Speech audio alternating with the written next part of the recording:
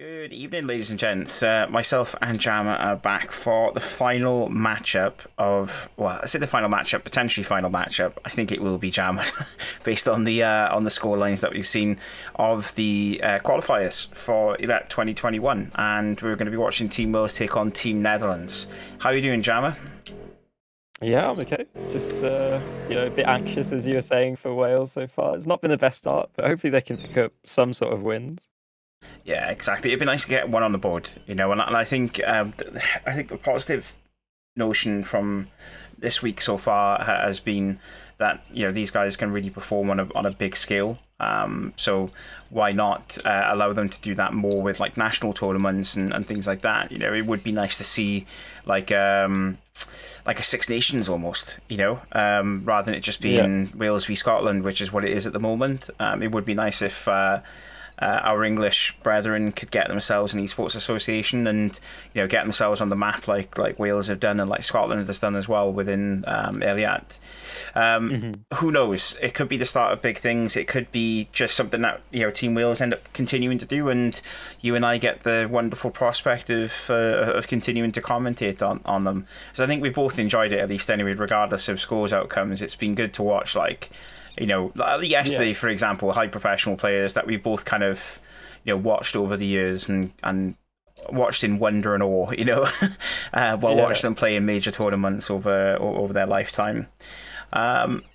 We are just waiting on one additional player to jump in the server. I think it's worth noting a couple of the Netherlands players are professional players, Chris J being one of them.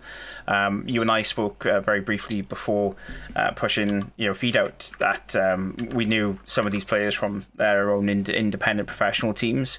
Lyngby Vikings is one that you mentioned for Fasher from Team Netherlands. So, definitely good players within this side to watch out for. Yeah, absolutely. The caliber of players that we're seeing at this tournament is great because you get in a nice mix of, that S tier, kind of top tier Counter-Strike, mixing in with some of the lower, 2 and 3 tier players. But it's a great platform from where these players can just branch out, show what they've got to offer, and just try and make some connections and hopefully come together for some wins. I think we've seen, a couple of the big names have been a bit too hard to overcome for Wales so far, but Netherlands, they do have a loss on the board, so this is a little bit doable for Wales. I'm gonna say it with bated breath though. Yeah, I mean it is. It's got that high potential, isn't it? Really, for Wales to really pull a win out of the bag. I think they would be happy regardless in taking quite a number of rounds off Team Netherlands, and the way the veto has kind of worked out, it's not the nicest as far as server, but the maps are kind of what we expect as well, coming from Team Wales and coming from Team Netherlands. The map, the server is Dusseldorf, so it's quite a ways from Wales, obviously, and where most of our players are based. Not too far away from our Dutch colleagues, of course. But the bans and picks are interesting. Wales initially banned Nuke straight out of the bat. Vertigo is then banned by the Netherlands, Overpass banned by Team Wales, and then Ancient being banned by the Netherlands. That leaves us with a pick of 3 maps, Mirage being the first map for us this evening, picked by Team Wales, Inferno being picked then by the Netherlands, and then finally Dust 2 being picked by Default. So, there's some good opportunities for Mirage. We've seen Wales kind of struggle to begin with at the start of this week on Mirage, and then kind of come back a bit more in strength. So I would imagine we're going to see some new tactics, potentially some new fresh impacts into this map, which would be very nice for us to watch. Yeah, and the great thing about this Mirage pick is Wales have a little bit of experience under their belts with this map. They've played it for a couple of these matchups now, and that should mean that they're a bit more versed and a little bit more regimented on it. And hopefully that can buy them, at least a closer game, if not a win. And then on the other side of things, the Netherlands, they're obviously going to pick into their more comfortable maps. And I think that Mirage is definitely going to be up there no matter what the team is because of Pugs. But Inferno is another one of those maps, just like Mirage, that really anyone should be able to play. Yeah, exactly. And in Inferno Mirage, they're two pretty, you would argue, pretty much stable diets within the CS community. They're played by everyone, loved by all. As much as they can get boring for quite some time in playing a map like Mirage. Dust 2, however, I think this is going to be an interesting one for the pair of us. I've not had much chance to play CS since the update, and I'm keen to see how the T-side visibility change on mid is going to really impact into these teams. So I'm actually really hoping that we end up going to map 3, to be completely honest with you, Jama, just so we can kind of see that big impact that we've seen from Twitter and others talking about the changes on Dust 2. Big games though. I mean, this is it. This is the last day potentially of Elliot for Team Wales. So yeah, one on the board would be very nice to come away with, especially after going up against, as we mentioned, the caliber of players they've had the opportunity to play against. Yeah, it's definitely going to be a tough matchup. Maybe I'm not going to say as tough as yesterday, but with the likes of Chris J and the other players that you mentioned from Uppbeat, like, it's definitely going to be a tall task for Wales to overcome. And you brought up Dust 2 earlier. I'm hoping that Wales, this is the strongest lineup that we've seen so far in the tournament. We've had a couple of players that haven't been able to play, namely, Marg, Ping, and I think Jay. He can't play today, Jay. But in terms of having the rest of the kind of dream team together from Wales, you've got as much of it together as you can today. And so it should mean, in theory, that they have a bit more of a lifeline, a stronger standing. But of course, because it's a new roster, for all intents and purposes, there could be some, comfortability issues around playing around each other. But we'll see what happens in the match. Yeah, exactly. And I think the other thing to take into consideration, you mentioned it a few minutes ago, is that Netherlands do have a loss under their belts. They played against Lithuania right at the very start of the qualifiers, and frankly, they got battered by Lithuania, much like we saw yesterday with them come up against Team Wales. So we should be. It should be interesting to see a matchup like this going ahead, especially given Wales coming, kind of bouncing forward on Mirage, and also having that good chance to see some Anders tactics coming into Inferno. You and I have had the privilege of watching a lot of those tactics kind of swing into play throughout the entirety of ESEA. So it's going to be interesting to say the least. Match should be starting relatively soon. We're just waiting on 2 players, I believe, that have yet to join from either side. One from Wales, one from Team Netherlands. I think the Netherlands players actually just joined as I say that, so we're just waiting on one player from Team Wales, and there he is. We should hopefully be starting relatively soon. And yeah, I mean, there's not really much else to talk about at the minute, is there? In fairness, it's going to be an interesting night, and probably a good roundup for this week, to be honest with you, Jama. Yeah, absolutely. And I get what you're saying with there's not much else to say, because right now it's up to the players to just kind of show up, hit the ready button, and then show what they've got in the server, because ultimately we can speculate as much as we want. We can talk about the maps, the stats, anything else, but when it comes to it, you just need to turn up on the day. And so far, I don't think we can really say that Wales have turned up to their full potential, at least. No. I'm just hoping that, in their last chance, their last opportunity to get a win on the board, they can, come together and make that happen. But it's going to be no mean feat. None of these matches are going to be easy. A best of 3 can go any way, but if you're going to, come out on top, then you need to be the better team. And so, yeah, Wales, they're going to have their work out for them today. Yeah, definitely. Finishing on a high will be a really, really good way to end this this qualifying setup. And I think, again, I keep going back to the Caribou player, but it is, it's not usual for us to see players, in the server like Chris J, for example, from Netherlands, Pingman from Team Wales as well. Also, actually, I'll tell a lie. It is usual for us to see players like Pingman, you and I, because we've done quite a lot of UKCS coverage over the last couple of months. Anyway, that's enough talk from me and you. Let's jump straight into the gameplay and see what Team Wales can put out for us. Yeah, well, we're going to be hopping straight through to the pistol round. And it is a slower start from Netherlands, but they don't have any utility. On the other side of things, though, Wales, they don't have... Oh, wait, it's meant to be a knife round. I am commentating a pistol round when it's knife. I thought he was in pistol round as well, to be honest with you. That didn't make any sense to me, but okay. We'll switch the HUD up, and Netherlands are going to be taking CT side, and Wales will be taking T side. That was different to the way it was the other day, right? Like yesterday, we had a completely different setup, but okay, whatever. Let's get that HUD changed over for you guys at home. There we go.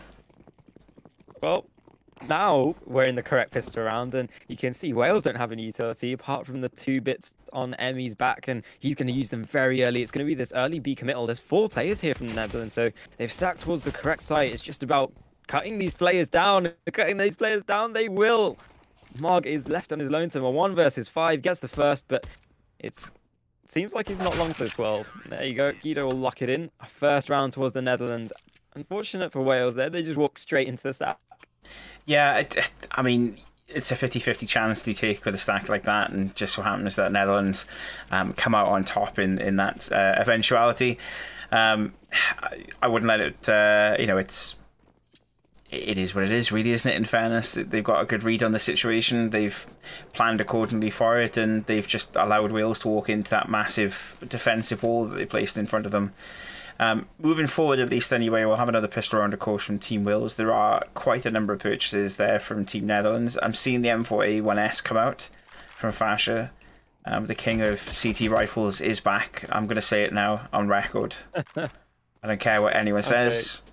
I think it's a bit early to lead the processions on the A1S returning to the king, but what is a king right now is this MP9, because it's mowing through the Welsh players, and there you go. The A1S can clean things up at the end, but one thing that I'm seeing that could play into the Welsh game plan is that Netherlands are respecting the Welsh players a lot more than any of the other teams have so far. And one thing that Wales were struggling to deal with is a lack of respect. So if they're at least getting the respect, at least in these first couple of rounds, then that's more of an ease to work with on the Welsh side. Yeah, exactly.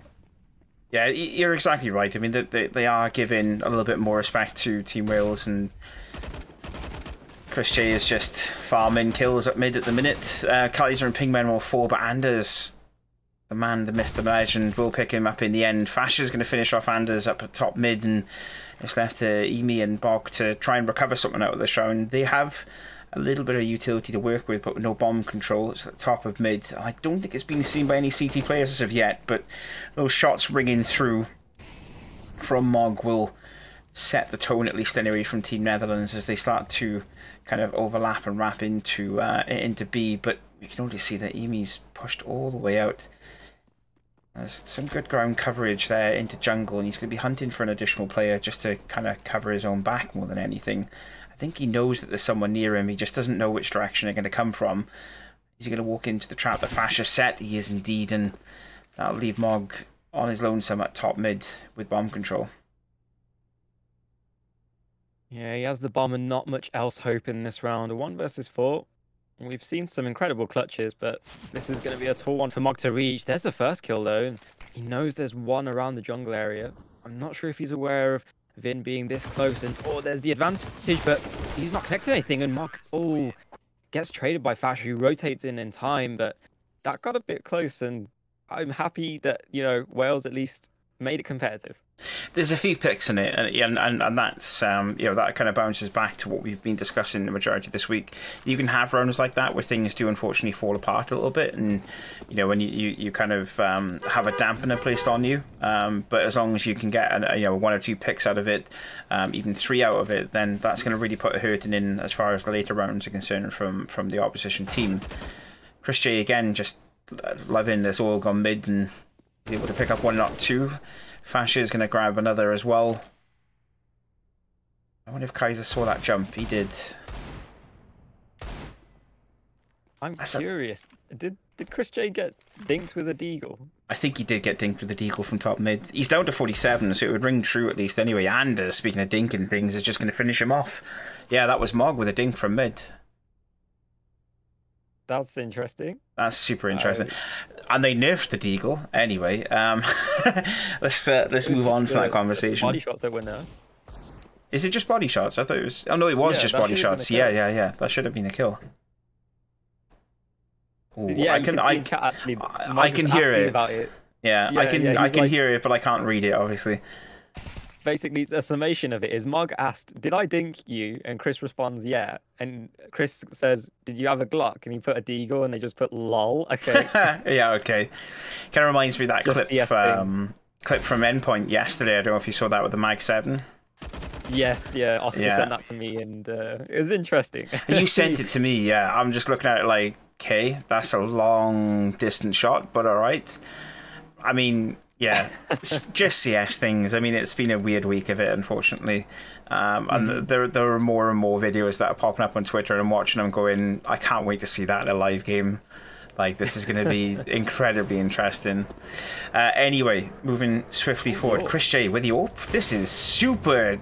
Oh, that's aggression. That is a mad amount of aggression there. Takes Mog down, and he's easily got away with his life. He'll even pick up another, and Kaiser at the top mid, and Fasher and everyone else is just chiming in from all directions, and Team Mail's just got absolutely dominated on mid there. Yeah, when the CTs are fighting from 3 different angles at once, there it's so hard to, you know, win those trade situations, because Wales, they're all pretty much from the same choke point on the top left of middle from the CT point of view, and well, the CTs are fighting from 3 different angles at the same time. Of course, that's going to be a recipe for disaster. And yeah, well, Wales are sent back to the drawing board. They've got AKs, but not much util, and well, it's starting to get a bit worrisome. Yeah, there's a world where Chris J doesn't pull that off as well, and I think that would have really folded quite nicely into Team Wales' hands as far as taking that mid-control aggression. Mog falling from underside that early on, that stops 2 players potentially from getting killed from under. Nevertheless, and that's not a pun. Nevertheless, we're going to see Pingman swing out and just slap Vin and Fasher up. I didn't even realise he was that deep into jungle, but he is, and he's taking all that control back away from Netherlands, trying to get that OP lock in. And it's a 2v4 retake, and I mean, relax, and they can do things with this 2v4 retake. It's just a matter of timing more than anything. Mog's going to take a little bit of damage from that frag grenade, but I think at the minute Netherlands are going to sit back on their laurels a little bit and maybe not push out for this. They do have the economy to really take those additional frags though, Jammer. They do. I want to circle back around to what you said, but Penguin was holding that angle for the longest time. As soon as he quick switched, I don't know if you caught it on stream, but as soon as he moved, that's when Relax swings out. Oh, the timings on the timing. I love that. Yeah. Yeah. CS Pingman. Timing. Poor Pingman. F in chat for Pingman, unfortunately. He doesn't get that additional pick because of just CS. But man, oh man, we need to talk about that movement to get himself into sight there. Taking all that control from jungle, picks up that initial frag, and then swings immediately around to take on that additional pick. This is a pause. Now, I wanted to say this before I let you take over, Jammer. I was expecting a Team Wales pause if we went 6-0. Netherlands pausing is an interesting... It's interesting, of course, if there wasn't a player disconnect, but it'd be interesting if they paused anyway. Does that make sense? Yeah. There's some, you know, reads that you can make from that as to disturbing Wales's mojo and reading into things from that perspective. But, you know, while we've got a pause, I keep derailing things, I'm sorry, but no, you're good. Can we just appreciate the fact that Anders got the gold AK and just slapped 4 Chris J stickers on there for this matchup? Yeah, he definitely did. He 100% did. I'm actually, do you know what? I want to add him in Discord and be like, hey, did you do that for real for this? Just to do it? I just want to know how much money you spent on that. It's got to be a lot, isn't it? Yeah. I can't check, because if I check, it's going to come up on Steam and you're going to see all my terrible skins. But you can check though while we're in a pause. Easy. All right. We're not in a pause anymore, but you can still check nonetheless. Chat, by the way, have gone ecstatic over the fact that Chris J is disconnected. Chris J is rage quit. Chris J is terrified of Anders. This is all really big statements, lads, and I really want Team Wales to pull it out the bag on them. Let me know how much this gold AK costs with those stickers. I feel like it's something that we have to have a look at. Right now it's selling for just shy of £800, 700 to £800. Is that without stickers? Without the stickers. Okay. Man's crazy. I mean, I don't know if this is the actual strat, but if Anders is a superstitious man, he could be trying to find some Chris J kryptonite. Oh yeah, yeah. Like voodoo magic type thing, you know. If I have magic. Yeah, Black Magic. If I somehow grab an AK and slap his name all over it, then we're going to be good. What will be really testament to this now is if when they switch to CT, we see that he's got an M4 or he's got another rifle with Chris J stickers on it as well, and then we'll know for definite that he has just done this to kind of psych Chris J out. He oh my lord. Does he? I'm gonna not spoil it, but he's brought about the cancer on both sides. I'll say that. Oh god, right. Okay. Lads, we're on an adventure here, okay? Like the Hobbit, you know, right at the very beginning. We're going on an adventure. That's literally what we're in the process of doing. And Anders is the man that's kind of leading us on that journey at the moment. We are still waiting for Chris J to reconnect into the server. Not sure what happened. There was I caught a little bit of lag from him, so I think that's probably what's caused it. I want to say that it is absolutely what I said in terms of trying to counter Chris J, because translated his AK means Chris J Destroyer. Nice. Okay. Wait, as in, I need to get this up for us. And switch to your AK. Oh, I can't see it, can I? Because it's the HUD. Never mind. Yeah. So his AK has a name tag on it, which translates from Dutch into English as Chris J Destroyer. Yes. Cool. Cool. Everyone happy with this? Mind games to a new level. Oh yeah, like there's 100% mind games. It's the best level of mind games as well. I think Netherlands are gonna continue to push with 4, maybe, or are they still talking about pause? They're calling admins in to call for a tech pause. Yeah. Pause. Yeah. Kaiser's using this moment to practice some nades, by the way. I love that AK. I already love it. Look at him. Look at it. Did you see that? What he just did? He knew exactly when we were talking about it, and he's like, "Let me just flex this £900 rifle that I've tarnished with like 6 different stickers of Chris J's name." What an incredible. Let's just focus on Andy. Like he's still doing it. By the way, I've stuck him on my screen, and he is just continuously flexing with that rifle. He's gone for the full like golden inventory as well. This man is not afraid to throw his money where the superstitions lie, because he's just full committed to this. I'll be honest, I do like those gloves. I've never had a set of gloves in CS. Me neither actually. They're just too expensive, like for what they are, you know. I think he's trying to say, go pick up the AK and have a look at the name that's on you. Yeah. One of you come and have a look at this AK real quick. I really want one of them to pick it up, and then you need to tell me what they see in chat immediately after. Wait a minute, is that another gold AK? Who else? Yeah, someone else. I think one of his teammates has picked up the same one. I mean, okay, it's the same one. Yeah. Oh, Anders has another AK. Yeah, okay. He's showing them. He is showing them. I love it. I absolutely love it. This is what it's all about, though, isn't it? You know, this is exactly what Elliot is all about, is having fun, you know, kind of just enjoying it and kind of relaxing with each other. To let you know what they're saying, Guido was the player to pick it up. Yeah. And he is just, like, he's lost his words. He's just like, WTF? Like... Okay. Is it safe for me to pull it up on stream, do you think, the chat not log? anymore. Okay, never mind no, that. Yeah, never mind. You were going to get a glimpse at what happens when CS players are bored out of their mind waiting for a tech post to actually go in, but we ain't going to run that. Yeah, literally just as you said, it was like, nope, TOS is not allowing us anymore. I think, to be honest, we'll take a very short break while we wait for this tech post to come to an end. We'll be back with you very shortly. I'm going to stick some music on in the background for you, whoever, and then when we come back, we'll have gameplay once again for you. See you in a minute. And we're back, sort of, question mark. We have a player back in the server. It's just waiting for the admins now to, well, reset the score, basically. Is probably the easiest way of putting it, but I think there's been some issues on their end of things with how they reset scores, so we're just going to give them a couple of seconds. I might need to adjust it on my end of things as well. We're all learning as we go along here, basically. Yeah. It looks like the resets happened, at least anyway. I'm just checking now to see if it's come through. Yes, it has. Yeah, waiting for the unpause. The score was 5-1. It says 6-1 at the moment, but I think that's because the admin... We're on a 2-minute delay between us seeing the stream the gameplay stream and the actual game itself. But obviously me and Jammer can see the conversation that the players are having with the admins. So the admins have already acknowledged that the score is incorrect and they're adjusting it. And there's the adjustment there. So I'm going to push us back live now so there's no confusion. There we go, we're back in with gameplay for yourselves. Again, apologies for the long delay. I think there was an error message that Chris J had. If I'm not mistaken, Jammer, I caught briefly what they were discussing, but there was a lot of back and forward going on in the channel of how to pause and, you know, and everything else that was going on. So we'll just brush over it. We'll crack on with the rest of the game. That's what we're realistic here for anyway. 5-1 is your scoreline into round 7, though, Jammer.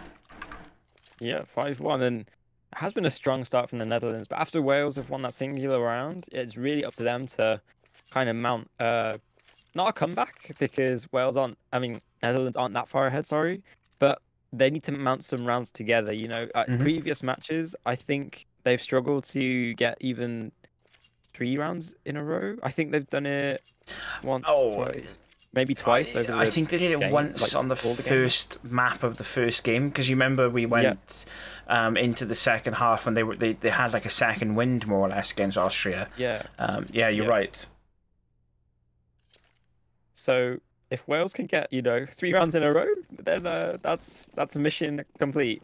Yeah. For the time being, at least. It's a good impact in the campaign.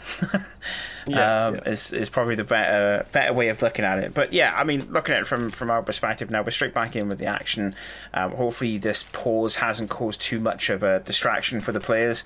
I know you and I were briefly looking over the chat logs. There was a lot of friendly banter going on back and forward, which is exactly what you want to see in CS. What we do want to see, though, is Guido in a really good position to put a defensive play in position here, and he take down Mog. And Rylax is there to really bounce back off it, and they've got good coverage on this. CY will pick up Chris J elsewhere on the map, but Rylax is looking to secure another here, and he will in the end against Kaiser, and it's left with Pingman with an AWP. He'll finish one onto Vin. He's looking for a second, but he's going to get squashed in tight real soon, because we can see Fasha is creeping up that back line, and Pingman's read into it, but it's just a case of whether he realises how close he actually is. Yeah, the flick isn't quite there. Unfortunately, Fasha will finish off that round in favour of Team Netherlands. We got 6-1 into round 8.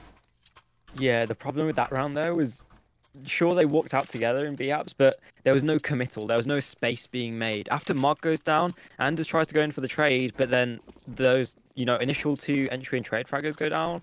Past that, they just kind of walk out into their deaths. And it's that lack of committal and lack of making space that, you know, is really critical for Wales and has been for the entire tournament so far. You know, at a certain point, you just need to commit together as a team, push out, even though you might entry death, you know, just as Taco did. But if you're making space for the players behind you to swing out and, you know, give them more of a chance to get some kills, then you've done your job.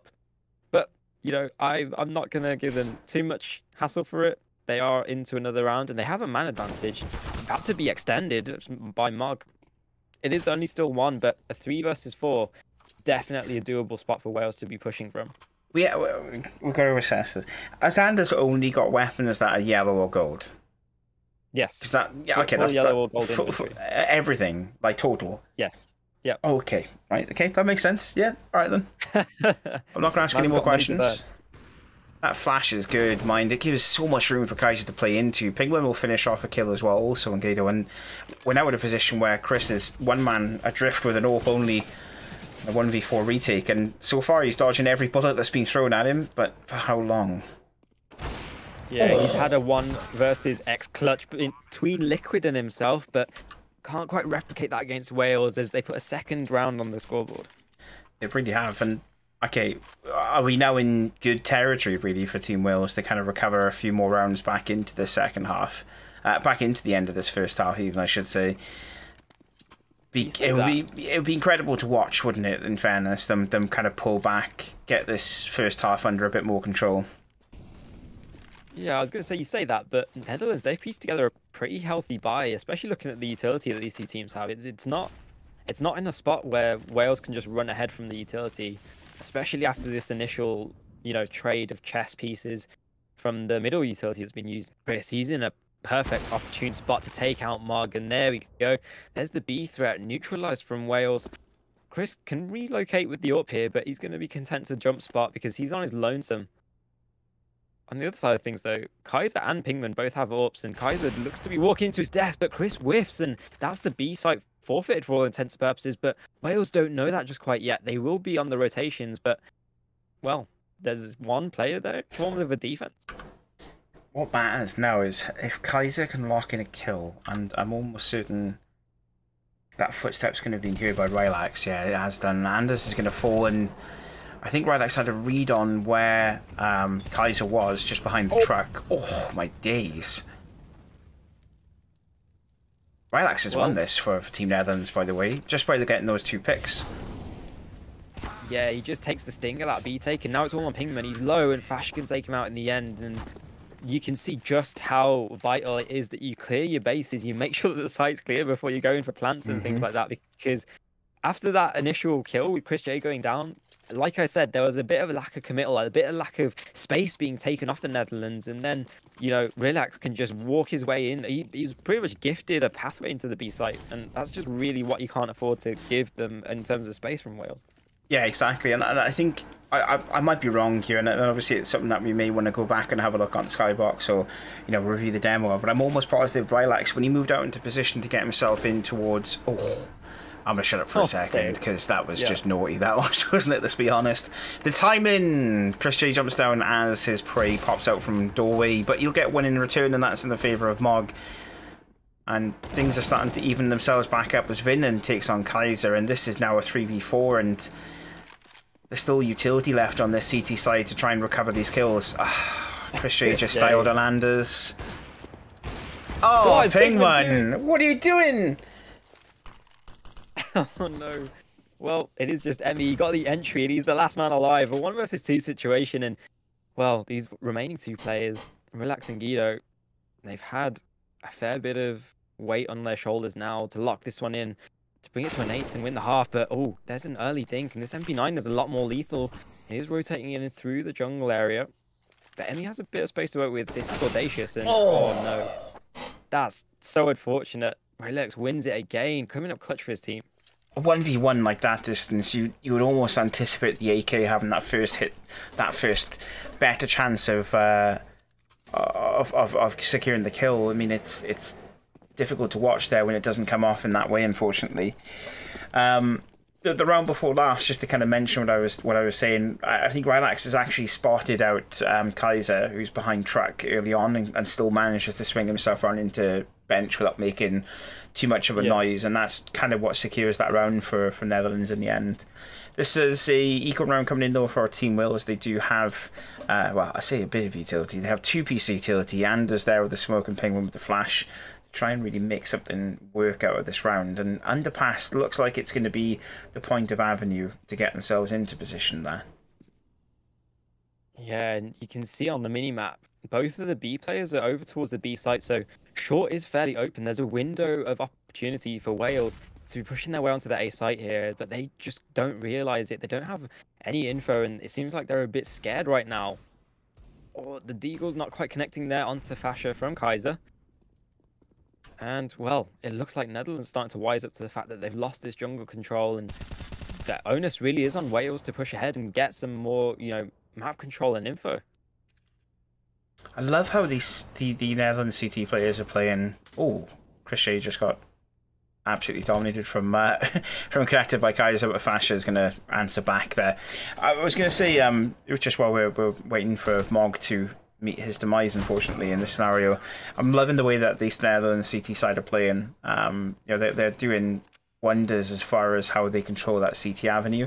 They're not kind of overcompensating once they've taken a frag. They're not really, you know, kind of you can over rotate and you can over extend yourself quite easily on CT in Mirage, and we're not really seeing that from Netherlands. They're kind of staying, you know, not stuck in position as such, but they're staying steadfast in their boots and waiting for more people to really appear. Man advantage though. I think Chris J's dropped again by the looks of things. Yeah, I'm unsure about the I'm unsure if this counts as live. I don't know, because I mean most of the CTs are backed up at CT spawn, aren't they? Rylax is the only one that was really too deep into B site. I mean, it looks like, I mean, it looked for all intents and purposes like I was actually going for it there. So I don't know if this will continue to be live play and we'll stay at 9-3. I'm not hearing any pings. I'm assuming chat is very much dead in game at the moment. Yeah, it's kind of all up in the air. It does seem like Chris J just got a new PC, which is why he seems to be crashing quite a bit. But... okay, yeah. Yeah, I'm also seeing the mention again in the support channel that there's another error, so that would make a bit more sense now that potential new PC, new install of CS causing issues. These are not live rounds by the looks of things, which is why you're seeing nothing really happening from a CT perspective. I think Team Wales are just trying to flesh things out, I suppose, really take advantage of the ability for them to continue to do play.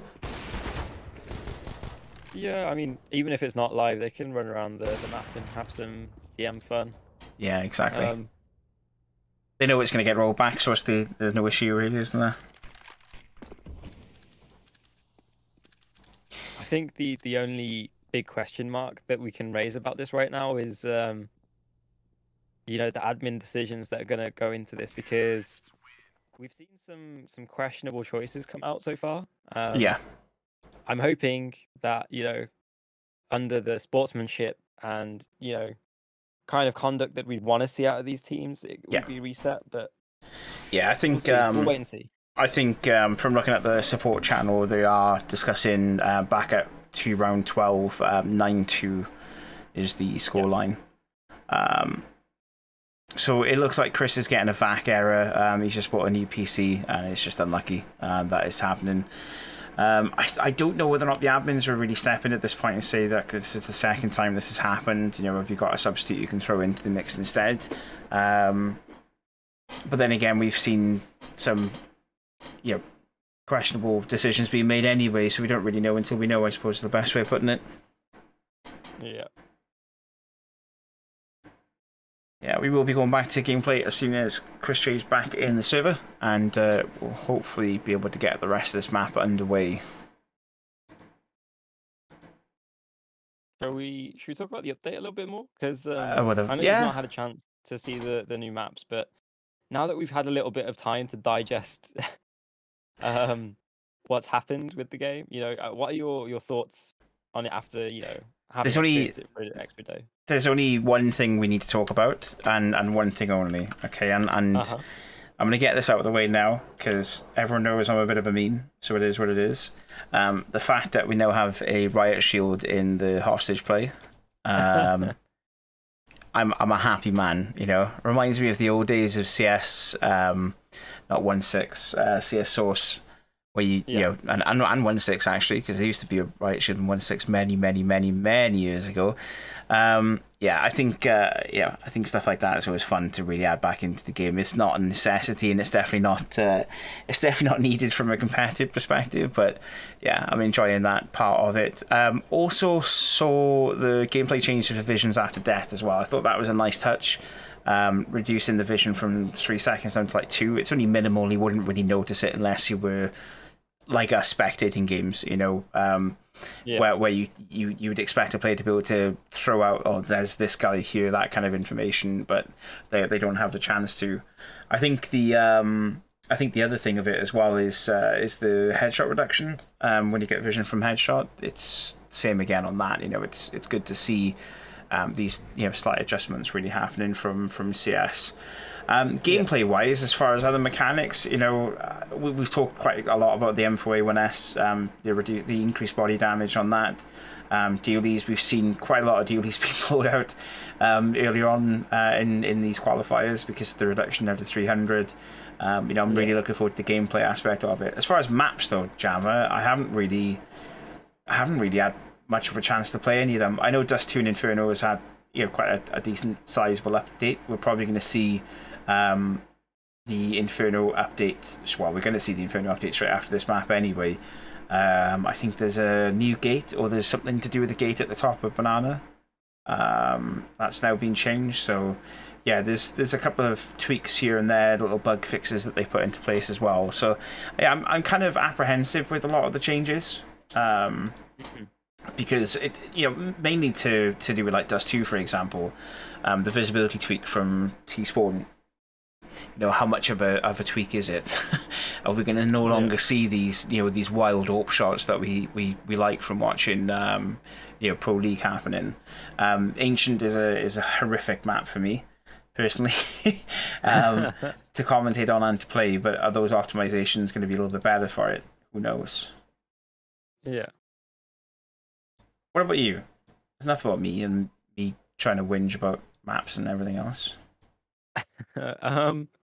I mean, I've found all of the changes refreshing, to say the least. I think time will tell whether they're positive or negative in terms of affecting the game. But well, we've had another player disconnect. That's fun.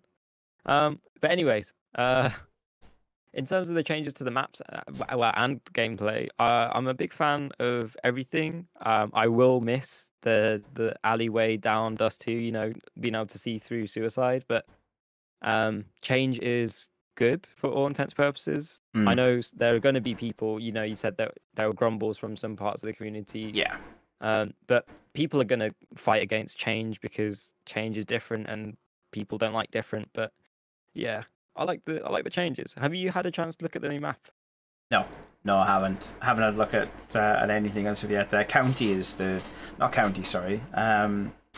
Basalt and Insertion, I think it is, isn't it, for comp. I think it's comp casual and deathmatch. They've added them in on. So yeah, I mean, I haven't had a chance to have a look at them, to be completely honest with you. But yeah, I got one second. Sorry, we're getting asked questions in support CS. Let me quickly have a look.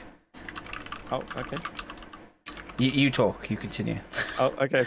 Yeah, no, I was just gonna say I'm a big fan of the new map in terms of the comp maps, the diffuse maps that we're used to. It's set in Iceland and it's actually quite colourful. Especially what's the word I'm trying to say? Compared to the likes of Mirage and Dust 2. They're very yellow, dusty, deserty maps. Having a colourful map with bright buildings in a setting of Iceland is a breath of fresh air, and we're not going to run into the same issue with Ancient, where you get some player models that blend into the backgrounds that they're invisible. But yeah, ultimately, change is coming, and change is good. But yeah, I'm a bit concerned about Chris J's new PC, to be honest. Yeah, same. It's not a good sign to be getting so many error messages, but hopefully, especially VAC errors. Yeah, hopefully he can sort them out. Maybe return to your old PC. Yeah, that would probably be a good idea. Scrap this one quickly. Get away from it before it explodes or implodes. Yeah. Sorry, I'm just replying back to the admin, or replying back to the admins. No worries. Yeah, so the admin came back and said, yeah, we checked it, it's all good, crack on. You're good to go. And then I'm like, well, I know we're 2 minutes behind, but that's definitely not what we see in server. Like, they aren't good to go, and all the players are agreeing as well that the server is dead, we think. So we're going to see what happens with that. Apologies for this, by the way. I mean, I'm apologising. It's completely out of our control, in fairness, but, it is what it is. What I want to see from CS, and you can disagree or agree, is I can't remember the name of the map now, but it had like 3 different potential spawn points, and you would go in via helicopter, or you could spawn in the road, kind of thing. Do you remember that? Oh, yeah. It was a hostage rescue map. Yeah, dude, I want to see more of that. Like, Danger Zone's naff. Let's be honest. Like, I don't like Danger Zone at all. I played PUBG competitively, for quite some time, and I dislike the competitiveness of that game. Like, it's not for me in any way, shape, or form.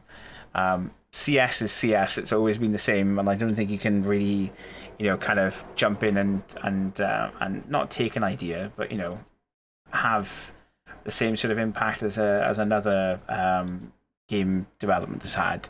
Yeah, I think that, you know, Danger Zone needs to be done and dusted with. You very rarely see people playing it on stream, you know, like, and I don't know, it's just not for me, right? Have you played Danger Zone? Not the newest iteration. This is where you tell me that you really enjoy it now, and I'm just like sitting here cringing because I've just slagged off a game that you enjoy. No. I mean, obviously it was fun to, you know, mess around with it in the you know, initial iterations, but it never really captured my my gaze in terms of playing games. I know that, you know, you see other people enjoying it quite a lot, namely Sponge and Rushly. Rushly, yeah. Yeah, and you get those like funny highlight clips with the Gumba Stomp and all that stuff. But yeah, I can't say that. What's that style of game called? Like battle royale games. Battle royale never game, yeah. Really fully caught my attention, to be honest. They have with me, 100%. Like I will always fall back on a battle royale game, and that I think that's purely because it gave me my start within esports. I'm no longer commentating on PUBG, much to my sadness, because, you know, the PUBG community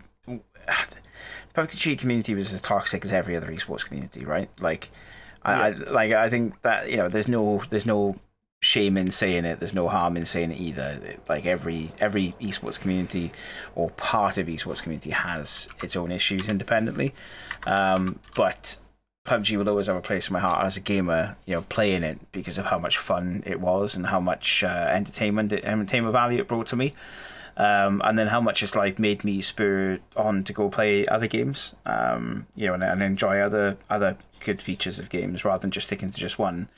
But yeah, I get what you mean though. It's if it's not your kind of gameplay, then it's understandable. Like, you know, friends of mine, you know, moderators from my own stream, for example, you know, we play World of Warcraft together. You know, we had a guild together at one point. We've now separated from the guild and we've gone our own ways, kind of thing. And you know, and it is what it is. Like, no longer raided, which is nice. I get a free 2 days out of the week where I don't have to play World of Warcraft.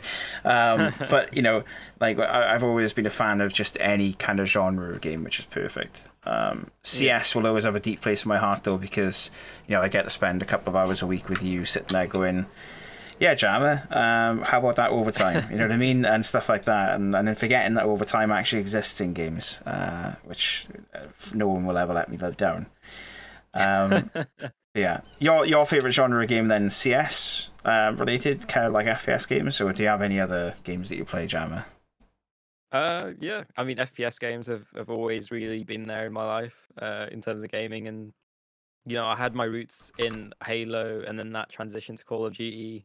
And that's kind of where I got my competitive spirit, much like Nifty. At one point, like, there was some Call of Duty, you know, game battles, like taking it really seriously style, little jammer games going on. And then eventually that led me to Counter-Strike, and my heart has been set ever since with Counter-Strike. Welcome to the ReaperSteve Jammer podcast, by the way. Yeah, like this is what happens when you force two commentators to continue a conversation for like 25 minutes with absolutely nothing more to talk about, because we've already done everything that we wanted to talk about. Yeah, I get you though. I mean, I originally started playing in esports way back in the day on a game called Medal of Honor Spearhead, which most people won't even know what that is, or even that it existed. So this is way before, like, you know, the Medal of Honors that came out a few years ago, the Modern Warfare ones. This was World War II Medal of Honor. And I used to play in a clan, because they weren't esports orgs or anything like that. They were clan matches back then. Yeah. God, this is really going through my age now. I used to play in a clan, and I think I got up to 200th in Europe. But it was either 200 or 200. It was within the like the top 200 within Europe of rifles. So they would be bolt action rifles, 1v1s, it would be 5v5s, like loads of different types of tournaments that would be played. And they would be bolt actions as one shot only, nothing else. And yeah, I got into the top 250 or top 200 of Europe. And that will always be my like little claim to fame when I was 14, 15 years old, you know, sitting in my house, my Packard Bell computer, because I never actually had a gaming rig. Yeah, man, back in the day. The rollerball mouse. Oh yeah, no, definitely not a rollable. Yeah, actually, no, it was a rollable mouse. Okay, so I was cleaning my office up like 2-3 weeks ago. So I was trying to make space for painting stuff. More on that another time. But anyway, I was trying to make room for painting stuff, and I found my first ever laser mouse, like not laser, but you know what I mean, the red mouse, the red laser one, yeah. Red laser, yeah. I found my first ever one, and it was a Razer. I can't even remember the name of it now. And I googled it, and I even tweeted about it as well. I found it in a drawer, and it's this like really manky old Razer mouse, like one of these first generation gamer Razer mouses, and it was the worst thing I've ever used in my entire life. Like horrific to use, but at the same time, it's what I played with. It is literally, how we did things back in the day then, Jama. We never had any of the, like I used an extra Fry M4 or something or other. Now I use a Ducky M2, 10 keyless keyboard, and that. It was pretty much like you had a Dell mouse and a Dell keyboard, Yeah. And that was how it worked. God, I'm old. I watched today on the TV, my brother, The Mummy Returns. Right. Okay. The Mummy was like unbelievable film. Like anyone who's elderly will know. Live now. Getting told live now when we're 2 minutes behind starter. The Mummy Returns, alright? It is 2001 it was released. Yeah. The film is 20 years old, right? And I sat there on the sofa and watched it like I watched it for the first time. And I wish I was lying when I say this, but I have never felt so old in my entire life. It was the most horrific moment of my entire life. We're back, by the way. Sorry about this, everyone. Again, this is what happens when you throw two commentators into a ring and you're just like, you're going to talk about something random for the next 25 minutes or 30 minutes, however long it's been, because the player's having issues with their connection. It is what it is. Anyway, Jammer, I'm elderly. You can take over for a few minutes because I've just basically spouted off for the last 20 minutes about being old. You're just gonna sit there and contemplate your life decisions. Genuine. When I saw that it was 2001 that it was released, right, and this is no word of a lie, the first thing that came to my mind was that GIF of Saving Private Ryan. When he's young and then he instantly turns into an old man. That was exactly what went through my head when I was looking at it. I was like, this is just, I can't believe it's 20 years old. Yeah. Oh no. I know. To think some of the players in the server were perhaps maybe not even like as old as the movie. I can't deal with that now. Like you can't throw that into the conversation. You can't throw that into the conversation and not expect me to continue that. Like, do you know what I mean? That's, Slayer John in chat, do you ever think you'd be cast the Chris J game though? And I'm like, to be honest with you, mate, I never even thought that I would break out into CS. I always thought that I would stick with PUBG for the longest time. And then, who was it? It was Blackout asked me if I wanted to cover a PUBG tournament because they were going to do a friendly one, and then all of a sudden they were like, oh, do you want to do a CS game? And I started reading into it a bit more and started playing more CS, started covering more CS, started like watching different tournaments of it and how commentators discuss things and how analysts break things down. And then all of a sudden you flash forward like a year and a bit later, I meet Jammer in January. And Jammer's like, hey, how's it going? I'm a coach. I know everything about CS. You know absolutely nothing, but we're going to work together and everything's going to be good. And now look at us. We're like 9 months later covering a European qualifier with like professional players that we both looked up to. It's crazy, isn't it?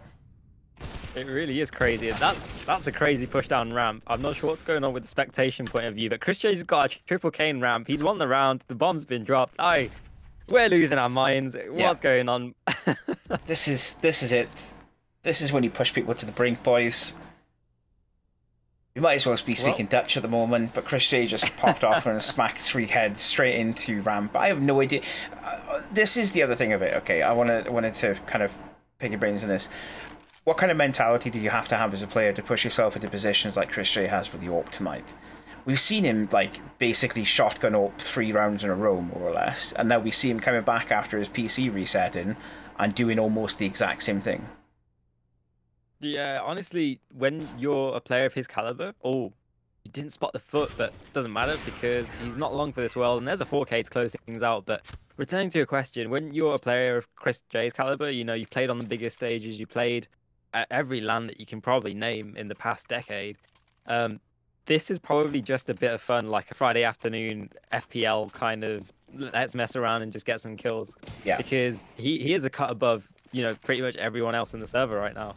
Yeah. And that's something that you can state with confidence before you even loaded the server. This man has won some of the highest tournaments available in CS, and he's just making things so hard for Wales. But the rest of his team, they're, you know, meeting his level, and they're going to cut down these Welsh players, pushing into the B site. Sorry, I lost my words. But you know what? There's a bit of a brief respite because Chris J has dropped again. And there's a window of opportunity for Wales to get this plant. It is just going to be on Mog, though, 1 versus 2. He has an M4 to work with and some armor. So there's a world where he could do this, but the odds are definitely not in his favor right now because these Netherlands players, they're going to push in patiently and conservatively. There's a first, and he's spotted out the second. This is definitely doable, and he catches the timing. Mog has won it 10-3, and Wales, they have, you know, put a 3rd round on the board. That's good. They have indeed. If he isn't switching back to his old PC now, then God knows what's going to happen to us for the rest of this evening. Because, believe it or not, I have a family that I need to attend to. You know what I mean? me and Jama can't go for a 4-hour match when we're only on map 1. You know, like we've been live for what, 1 hour and 10-ish minutes, and we're only just coming to the end of the first half of the first map. That is crazy, boys. Me and Jammer both were laughing at laughing with a colleague of ours who also plays or casts CS professionally more than both of us, and he had a 4.5 hour, I think it was, best of 3 Jammer. I think it was 4 or 5 hours, and now I'm not laughing anymore, you know. But yeah, it happens. Second team Netherlands timeout called. This is probably going to be tech pose eventually, of course. Yeah, I'm reading from chat in the support group or support room that he is switching back to his original computer, so that will be hopefully an exact fix. We're seeing still more timeouts coming through.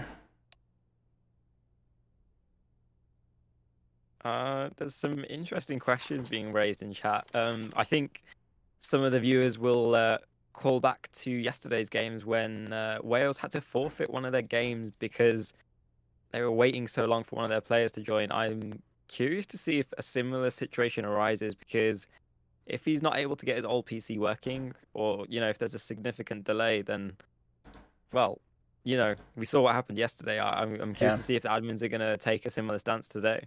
Well, this is the thing of it. Yesterday, we weren't allowed to get a sub in for Team Wales, right? They were told quite vehemently that there were no such thing as subs, essentially, for lack of a better way of putting it. Now we're getting Netherlands saying that they're going to play, that their coach is going to play, that Chris is going to set up his old PC and then play the next maps. And, you know, Anders has obviously popped a question there, like, I thought no subs were allowed. But apparently it's okay if it's a technical pause. You know, yeah. We'll see what happens. I mean, I would say, you know, given the continuation or given the situation that we've seen so far, playing with 4 is probably Netherlands' only real option. You know, that's the decision that was made yesterday: either play with 4 or don't play the map at all, and that's why we saw Wales forfeit the first map. Well, Netherlands aren't entertaining forfeiting this map. Of course, they want to continue to do it, so it looks like they're going to continue with 4. Yeah, the admins agreed it as well. So we will see map go back live in a second, and we're going to be 4v5 for the remainder of this map by the looks of things, or until Chris J can get his PC back up and running. Well, it's definitely not an ideal spot to be in, but it's at least a bit more of a lifeline for Wales, because let's be honest, they probably needed something like this to happen to give them a better standing. Yeah, exactly. I mean, this is something that will give Wales a little bit more bite and a bit more action, essentially, for them to kind of swing into, I suppose, against this Netherlands team, with them being 1 man down and quite a, well, I mean, you would argue a heavy hitting man, for lack of a better way of putting it, as we've seen him play for the majority of this game. Yeah. Who knows?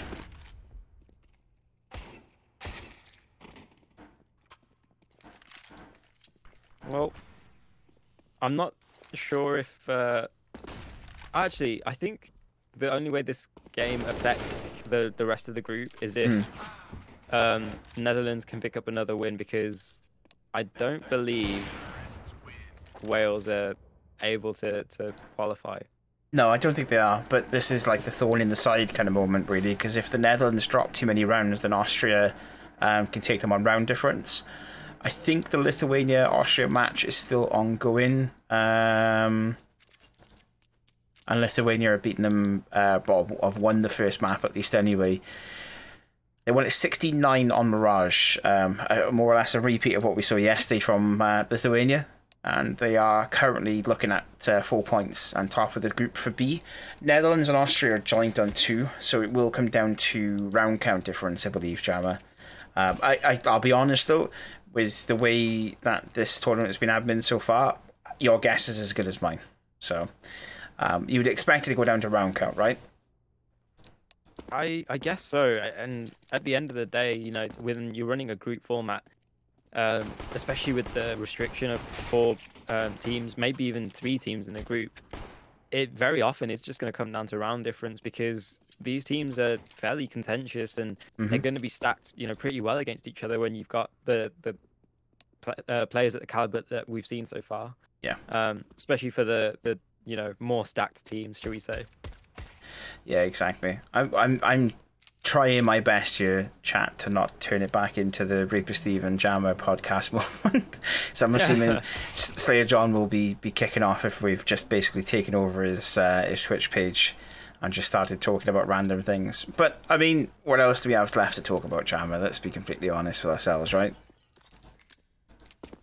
Yeah, honestly, I feel like we're in a zone out mode. Like, this is just kind of where you sit there and you're like, it's an hour and a half into the first map of a best of 3, and we've not got past the first half yet. Yeah. What's going on? I'm what is going on? Delirious, Nick. I don't know about you. I'm waiting for the message from Slayer John to go, just do your podcast, it's fun. Yeah. So, I mean, well, we talked a little bit about gaming earlier on and other games. We may as well continue that while we're waiting for the admins to set this 4v5 up. Yeah, I mean, RTS games are another big fan for me.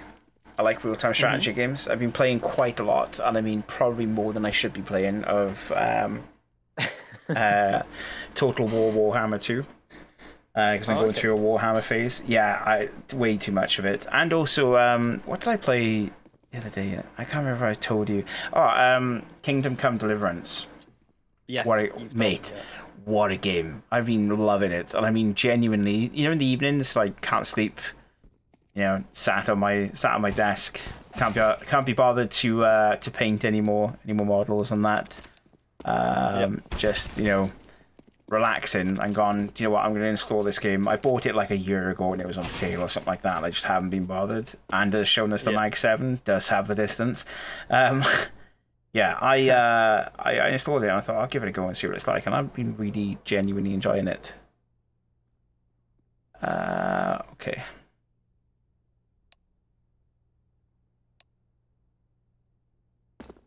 So, well, it looks like, sorry, I went quiet there because I'm like reading the support channel because it's just gone electric at the moment as well. Do a flip. I wish we could. Well, I could probably flip the gameplay around if you want to. I think, can I do that still on OBS? Let's have a look.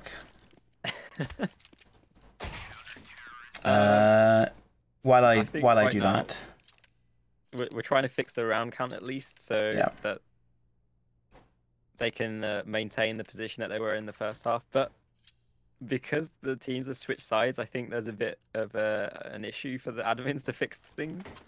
Yeah, I think so as well.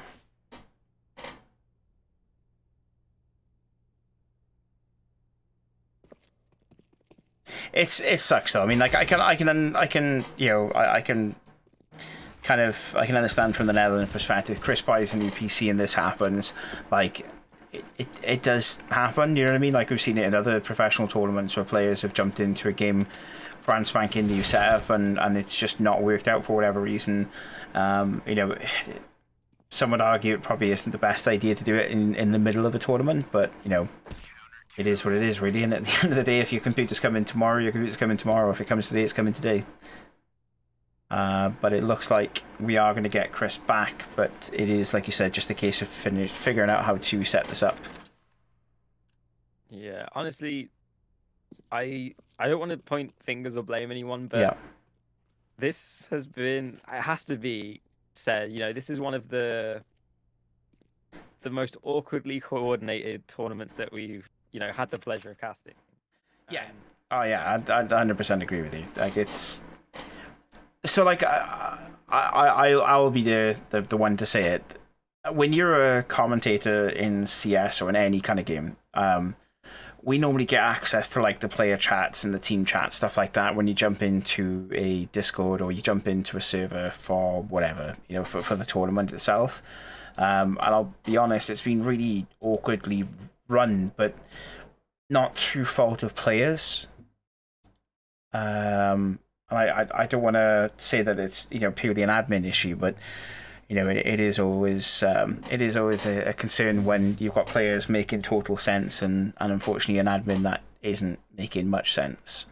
And I mean that in the nicest possible way, you know, without saying that the admin's bad or whatever. That's not what I'm getting at. I think it's just it's very much like a new concept, and that new concept has really hit home when you consider, you know, that there are decisions that are being made which don't make a lot of sense from a competitive gaming standpoint. Mm-hmm. That was on the line, right? That wasn't, like, you know, that wasn't too far left or right. I was reading through the logs myself just to catch myself up to the drama. Like, pretty much it is just drama at this point, because there's some back and forth arguments going on in the support chat. Yes, there is, and that's where I've been trying to avoid looking at a little bit of. But yeah, the unfortunate thing of it is when you have a new tournament and you have potentially people who are running it for the first time with the caliber of players they're running it for, you don't want people to be disappointed, and you also don't want to disappoint other people. John in chat immediately, we have no affiliation to ReaperSteve and his views. Yeah, cheers, John. Thanks for backing me, liking it, you know. Our views are yeah. So it looks exactly like what I have on my Twitter and on my Facebook as well. Even though I don't even use Facebook anymore.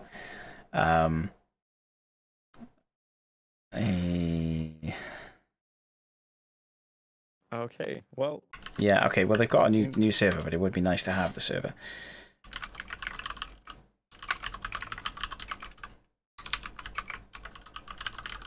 Sorry, guys. Okay. Yeah. Sorry about that. We're just trying to put things together for you. We haven't actually been provided the new server, so the players are in, but we're not. I want to say that the team behind this event are stretched a bit too thin. Yeah. I think that's fair to say. Could have been benefited with some extra support, but they're doing the best that they can, and we're doing the best that we can. So, well, the admins now quote and said there's no more tech pauses. So if it happens again, they play before, basically, I think is what he's getting at the minute. Yeah. The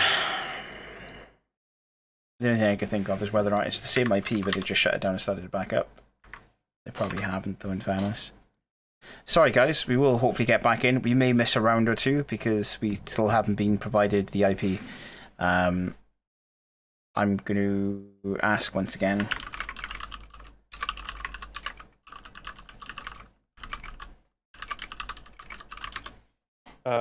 So, okay, for the people asking in chat about replacements and the rules that, you know, these teams are following, you know, the admins have been pretty strict on what they've been laying down in terms of the law, and so whatever's going to be, you know, taken ahead is by dictation of the admins. Yeah. So yeah, whatever happens out of any players or, you know, casters' control. It is purely up to the refs and admins that are dictating the game. It does not seem.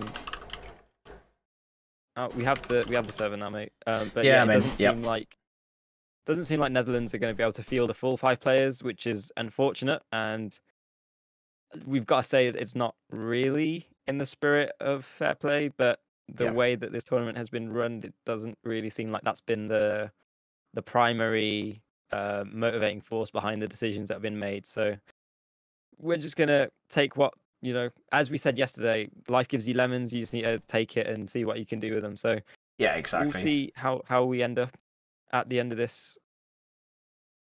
And yeah, once the game goes live, we'll hop back into it.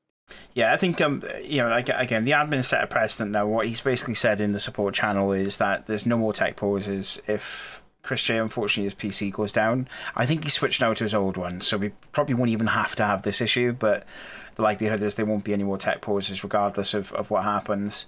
We're just waiting for the round count to be reset back up, and then we'll be back live with gameplay. Not much that you and I can do, in fairness, at the moment, Jammer, so we're just going to wait for that to happen. Hopefully it won't take too long. I think we're about done. No. Should be loading up. There we go. All right, we're back to normal. There you go. Back again. Back once again, like the Renegade Master and all that kind of jazz.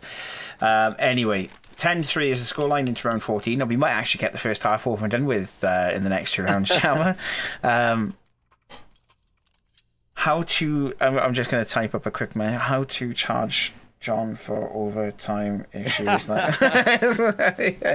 How to put this into an invoice. Not joking. We are still on the pause. That's just the necessity of them setting things back up. We are 1.5 minutes, I want to say, behind the game. I think it's 2 minutes, if I'm not mistaken, but I want to say 1.5 minutes as well. So this is already been discussed and already dealt with, and we're now live. We're cracking back on with the gameplay. And those of you out there that go, can casters really be flexible on the fly? Yes, we can.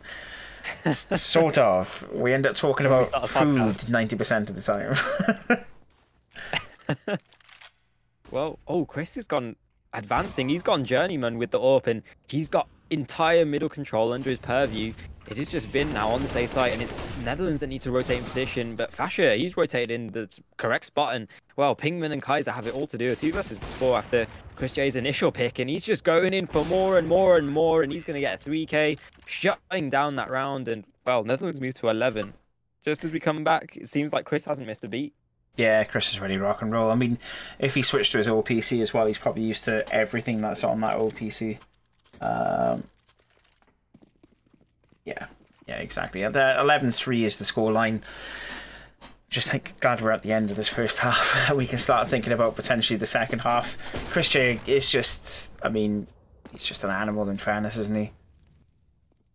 Yeah, he's having a field day out of it, and it just seems like the rest of the team are playing so comfortably because of the space that he's brought to the server. He might be knocked down low, but it doesn't matter. As long as he's alive and running around in the server, he's a problem, and a big problem for Wales to overcome. There are 3 players that need to overcome him on the side of Wales, but like I said, he's still alive and kicking, barely. And man, it's such a tough spot to be in, because I'm sure the players will be frustrated with the situation that they're in right now, but they just have to deal with it and make do with what they can. There's a little bit of an equalization, but just as that happens, Fasher goes out for more and takes Kaiser out of the equation. Fasher and Chris, they're both, low players, but they've been putting in so much work. And Relix, you've just seen, how much impact this man has had so far. He's going to continue to have it. And it almost seems like Netherlands run for a team ace. Chris, he's in the perfect spot to close things out against Anders. And, well, he's a coach, he's a manager, and he's dead out the end of the half. Yep, indeed, dead out at the end of the half, and that takes us to 12-3 in favour of Team Netherlands. Second half, we've had a lot of other stuff to talk about. There's not really... we've had a lot of stuff to talk about over the last, 40 minutes of us waiting around doing nothing, but at the same time, that first half we've discussed at great length the things that need to change from a Team Wales perspective. With a bit of luck, we'll see some of that gameplay coming into fruition on their CT side of things. I think what I'm actually looking forward to most of all, though, is figuring out where Anders is going to throw out as far as weapons are concerned. Look at that. Mark had no chance there, in fairness. He's swamped with players. That's such a wide entry from Vin, and he's going to continue to make waves as he pushes through with the rest of his team. Fasher doubling up with him, and man, these two players are putting so much work in taking out this B site. Anders and Pingman, they're gonna have to retake, but there's no kit, and that means that the time's ticking. Their backs are against the walls right now, and they can be as patient as they want, but if they're not gonna hit their shots, then it won't matter. Vin is being tapped down low, and he gets taken out, but Pingman has it all to do now. He is low himself. Guido, he's not had too much impact, but this is the moment where he needs to have some impact. And, well, there you go. He's locked it in for the Netherlands. 13-3 is the scoreline, and it does seem like Netherlands are going to take this map. Yeah, I mean, it's... Yeah, we'd like to talk about the 4 rounds. Again, the Hunt, for some reason, has decided that it wants to switch around Java, so apologies, everyone. The scoreline is 13-3 in favour of Netherlands, not 13-3 in favour of Wales, as much as we probably all like that to be the case, but it isn't. Yeah, it's... I feel like it's too little too late to really recover back into this map. Inferno is going to be a choice map to really recover rounds back onto. We've seen how teams that have played, play to a disadvantage can really expand that kind of expand that gap into a map like Inferno. So with any luck, we'll see Team Wales kind of bounce themselves back and play with a little bit more gusto. Speaking of gusto, Anders will tap Vin down, but Guido is there ready to pick up the slack. It's left to both Emi and Mog to try and recover some frags out of this, and they're starting off well so far. That flashbang's perfect, and the second kill will go in, but Relax is able to retort off the back of it, and I would be happy and content with these 3 kills, to be honest with you. Oof, never mind. Okay. I thought for a minute there, taking a glance at the menu, like Fasher was going to knife him. It's not to be, but Netherlands, they're just kind of running away with things. At a 12-3 scoreline, you really need to be winning the fist around if you're Wales, and the fact that they haven't just is... It's a really dire spot to be in, being honest. Being brutally honest, you pretty much lost from there, but they do have a final opportunity to, have their voices and concerns, reached out, and, well, this is the moment that they need to stand tall. This is where it all comes down to. They might just be, taken out of the tournament at the first map. And there's not a good start for them. Mod gets taken down early, but there is a backline flanker. I'm not sure if my auto director's broken, but... Third person? Question mark? Yeah. Yeah, mine did that as well. See, it's not just you. Auto director has this wonderful thing where it just goes, you know what, I'm going to do what I want to do rather than what you want me to do. Nonetheless, Pigman and Anders to try and recover something out of this round, and to be completely honest with you, I think we're almost done here, realistically speaking. The Netherlands take it to match point into the end of our first map. Well, I don't know. It seemed like a long time coming, but yeah, because of how long it took to get here, it almost sapped the energy out of us, and it kind of seems like it sapped the energy out of the players as well. Netherlands, though, they've not really missed a beat, and especially Chris has been hot on the heels of Wales, trying to farm up as much as he can in terms of kills.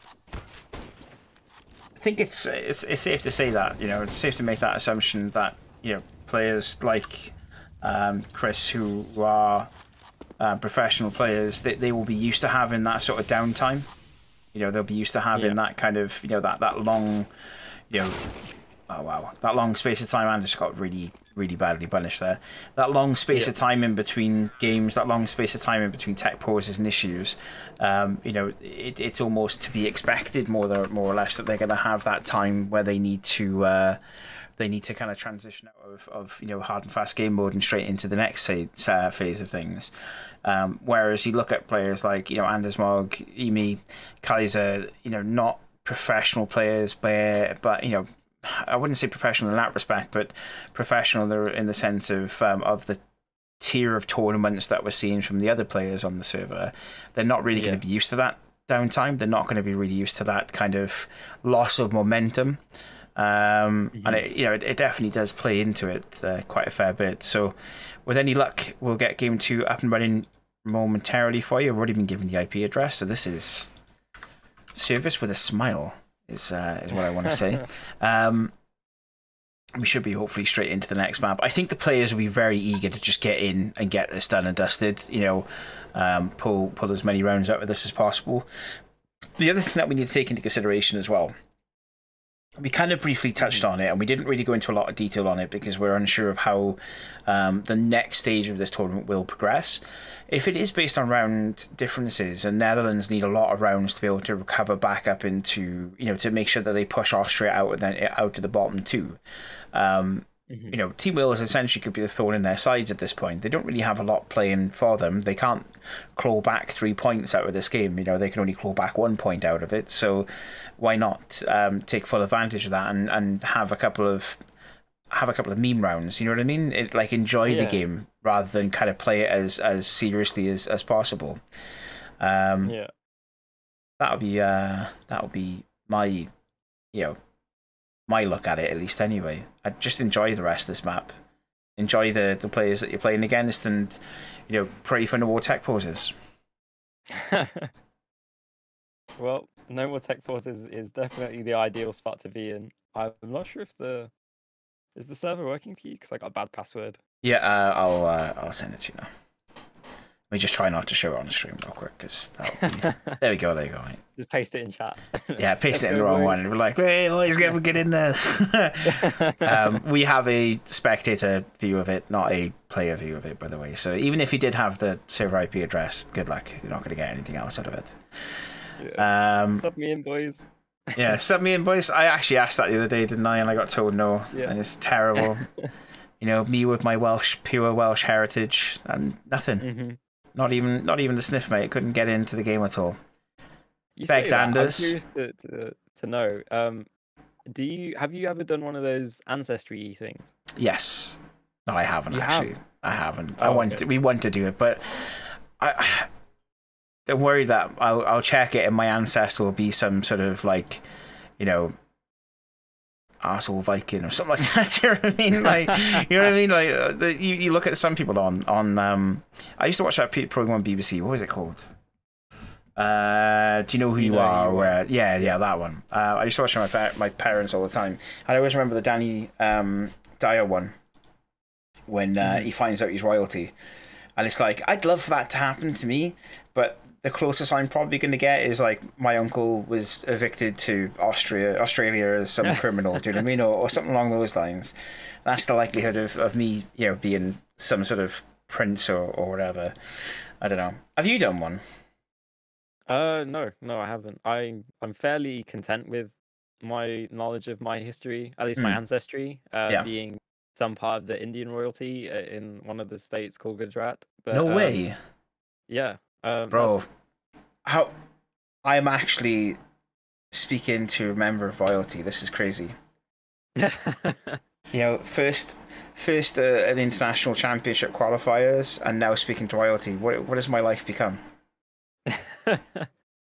Well, this is the fun kind of content that you can catch in our future podcast. Yeah, exactly. Yeah, I think tonight to seal the deal that we're going to be setting up a podcast of our own. There's a lot of commentators out there in the UK CS scene and EU CS scene that have their own podcast, and I think you and I could pull it off. We'll do one episode and see what happens. If people like it, then we'll go for another one.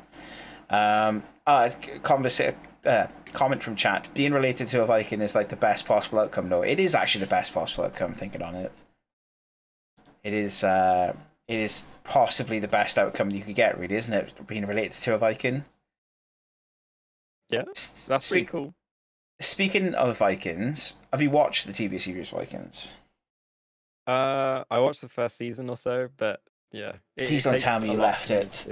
You've got to go back to it. You have to. I really enjoyed it. I didn't enjoy The Last Kingdom, I think it was called, the one that was on BBC.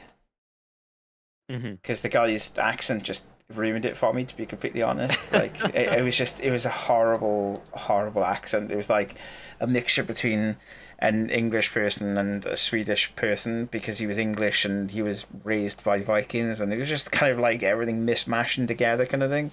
But yeah, Vikings I'd recommend, man. It's such a good program. Imagine that though, do your ancestry and you find out you're related to Ivor the Boneless or something like that. It's gonna be crazy. That would be a pretty funny one. What do you reckon of John's recommendation for the podcast name? That's actually a really good name. I'm gutted I didn't come up with that myself, to be completely honest with you. John could be our first guest for that. Yeah, John, you will be your first guest. Let's do that.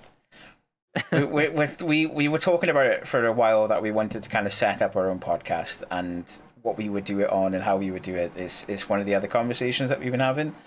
And my thought process was to have esports people on it. I think we both kind of came to the same assumption that we'd have like casters on it, like friends who play the game, friends who, just friends within the scene kind of thing.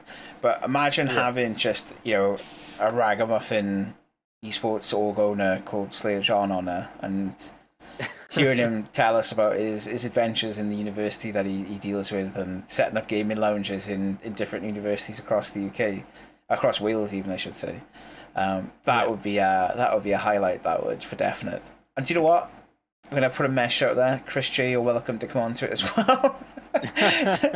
this between the games, you can tell us how much money I think actually I've seen on Twitter when I was scrolling through it earlier, in between the tech pauses and that, you pay €2,500 for a new computer and gets a VAC error every 15 minutes.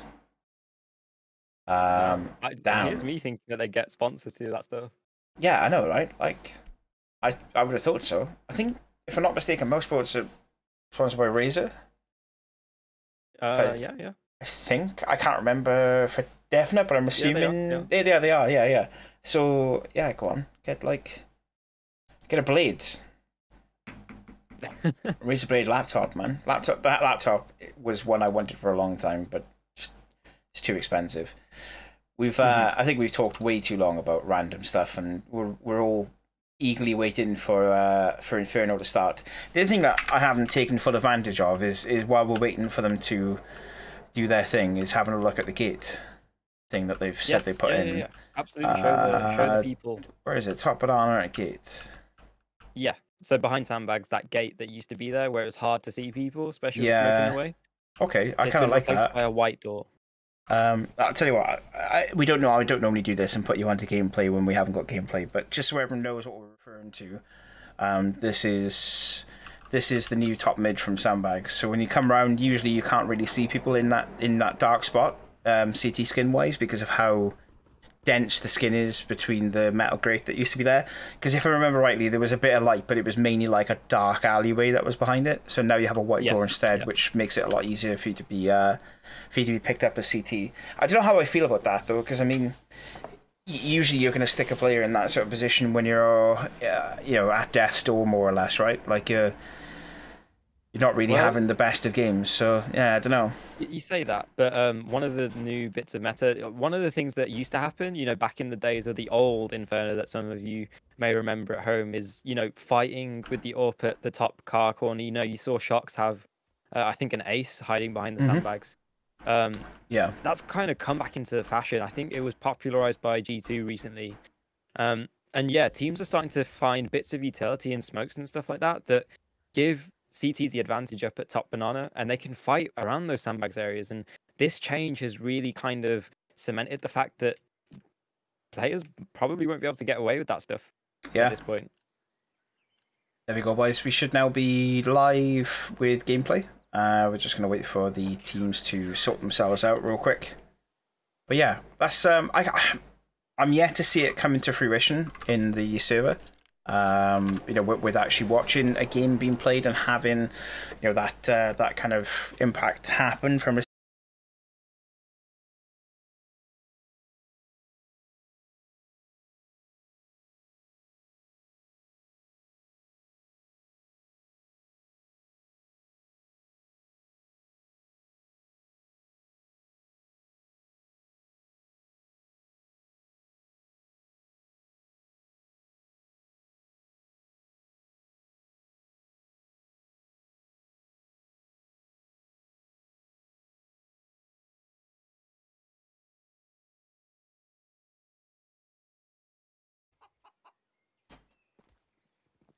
And we're back. Sorry about that. Not content with just Chris J having issues, my own computer decided, you know what? You don't have any internet for the rest of this round.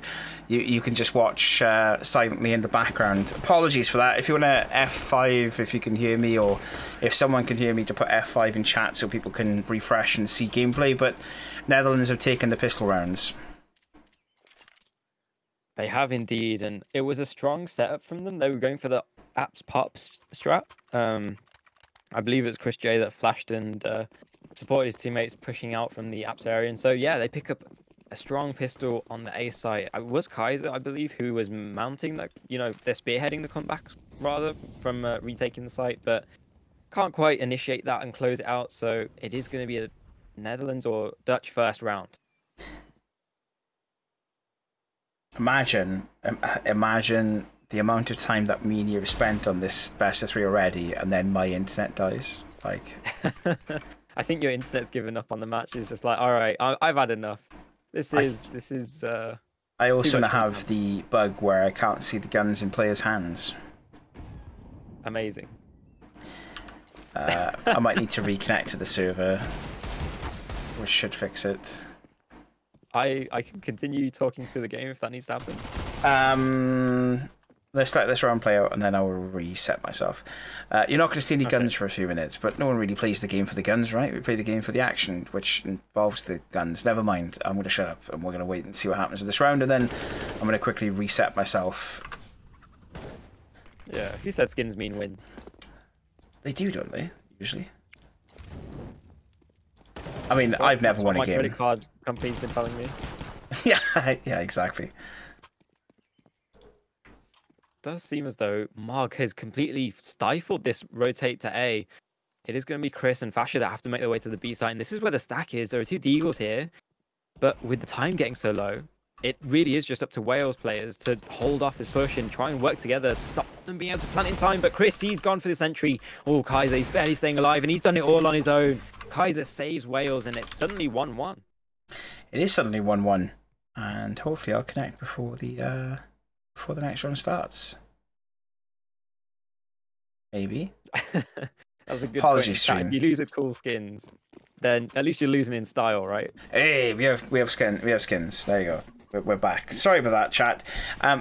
Genuinely, and I say this with the nicest possible way in my heart, this is easily the worst best of 3 I think I've ever covered. Not because of the players, but because of just tech issues.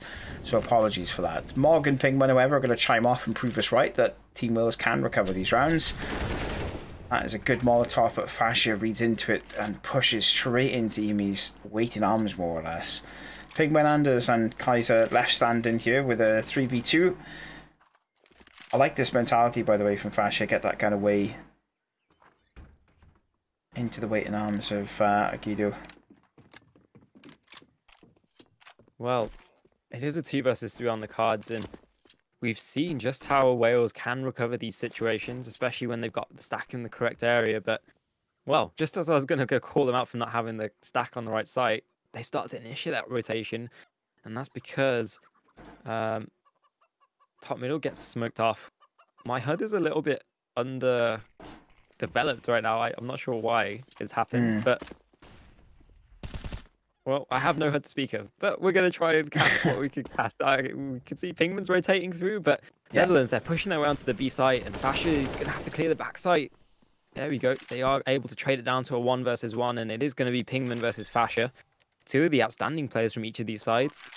Plant comes through, and that will give Netherlands a little bit of cash to work with, regardless of what happens. But Fasher, he's pushed himself into an advanced position, and this is a strong spot to be, holding off the retake from, especially if he gets the timings, because Pingman, he's pushed his way onto the site, and once he clears this backside area, he's going to realize that Fasher, has pushed his way through to the coffins. He taps a bomb once, and Fasher's not going to let his location known.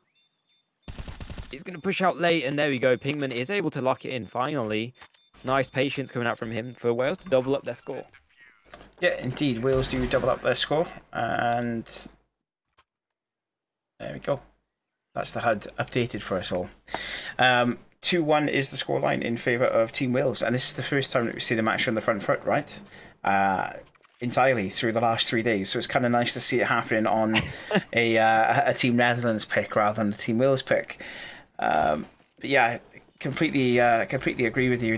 I think Fasha's positioning in post plant was perfect. It was just nice to see from Pingman that he had the mental fortitude to not kind of overextend himself too much Speaking of overextending, a little bit off target there as far as that walk shot is going to be concerned, and not able to connect with anything as ChrisJ swings himself back around again. He'll damage Pingman, but that smoke grenade is going to give him all the time in the world to get himself into a better position to repeat again.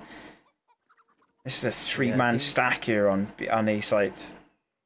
It really seems like ChrisJ's had Pingman's number this entire best of 3, and I don't know how, but ChrisJ has snuck his way into CT spawn, and the Welsh side don't seem to be aware of it right now. They're content to leave this side open, and ChrisJ's got so much space to work with. He might be the death trap that's moving towards B, and they're not aware of it whatsoever. Kaiser's going to get taken out, and suddenly Anders has to lock things down on his own. He's given his location away as well, and that's probably the worst thing you could have done there, mate, because you've got about 4 Netherlands players pushing into your position, and there you go. They have B bomb site, and this should be a save now. You'd expect it to be, wouldn't you? Like, there's no need to go for this. Keep that M4. Keep the ult. It's not going to happen, though. Pingman is going to swing out, and he'll get taken down. And it just... I feel like this is a bit of a misplay here from Team Wales. As you mentioned, the economy's not there for them to really be doing this kind of... Or to be really having this kind of impact into the round. You know, and it's too little too late now when you see Mog running all the way back to get himself safe with that M4 when you've just lost an AWP and an M4 into this round. Yeah, it's, you know, when you're considering these games and playing things for the long run, you really need to take those percentages into account. You know, that Astralis famed playstyle of playing the percentages is what birthed them that, you know, winning streak of winning so many tournaments in a row. And it's just a really smart way to play. You know, you've seen that kind of fall out of fashion recently with the likes of Gambit and Na'Vi, but honestly, the way to consistency is playing the percentages if you want to, you know, maintain some sort of presence in the server. And it just seems like Wales are feeling the pressure of the matchup, perhaps. Yeah, definitely. It's been good to see some new things come out from them, though. In the, you know, obviously we're only 5 rounds into this map, but it's been good to see some new things coming out. It's just disappointing to see those same old mistakes happening. And there needs to be a little bit more clarity, or a bit more. I like the creativity, but I want to see a bit more stability with that creativity. Does that make sense? Like, yeah, a method to the madness. Yeah, exactly. You know, again, we mentioned this kind of before the map started and before all the issues that we've been having. You know, we kind of want Team Wales to play this as fun and as loose as possible. But when you have 2 rounds like we had a few moments ago from Wales, where they showed quite dominance against Netherlands, you know, you can't go halfway one way, halfway the other. You've got to go full in or not at all.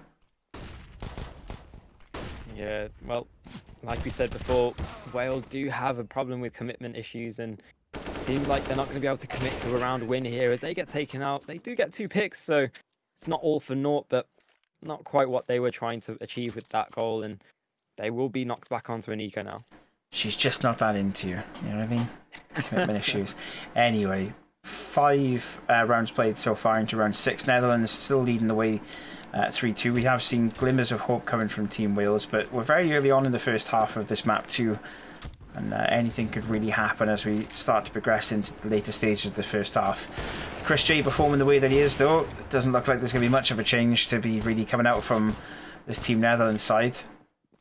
Pingman last man standing in the 1v3, and there's been a bit of damage dealt out by Team Wales, but I think they would have wanted just that 1 extra.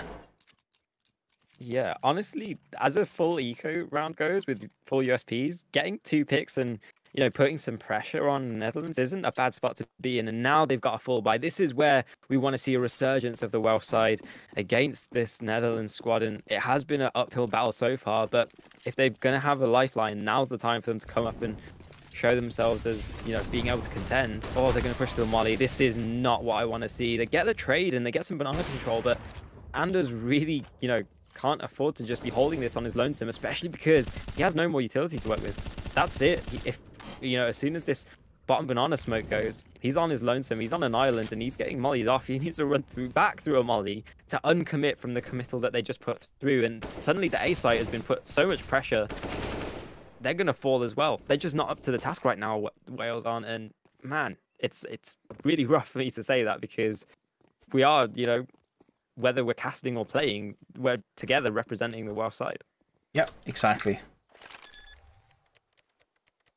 Exactly. I was waiting for the camera to go to Anders just so I could establish what we had in hand, and it's another one of those rifles. Yep, yep. This is what you were loving earlier on, and I wasn't able to see. So yeah, perfect. Just For those who, fun little... yeah, go on. I was going to say for those who are just joining us, we've had a lot of tech issues in map 1. This is map 2. It's the very first half of map 2.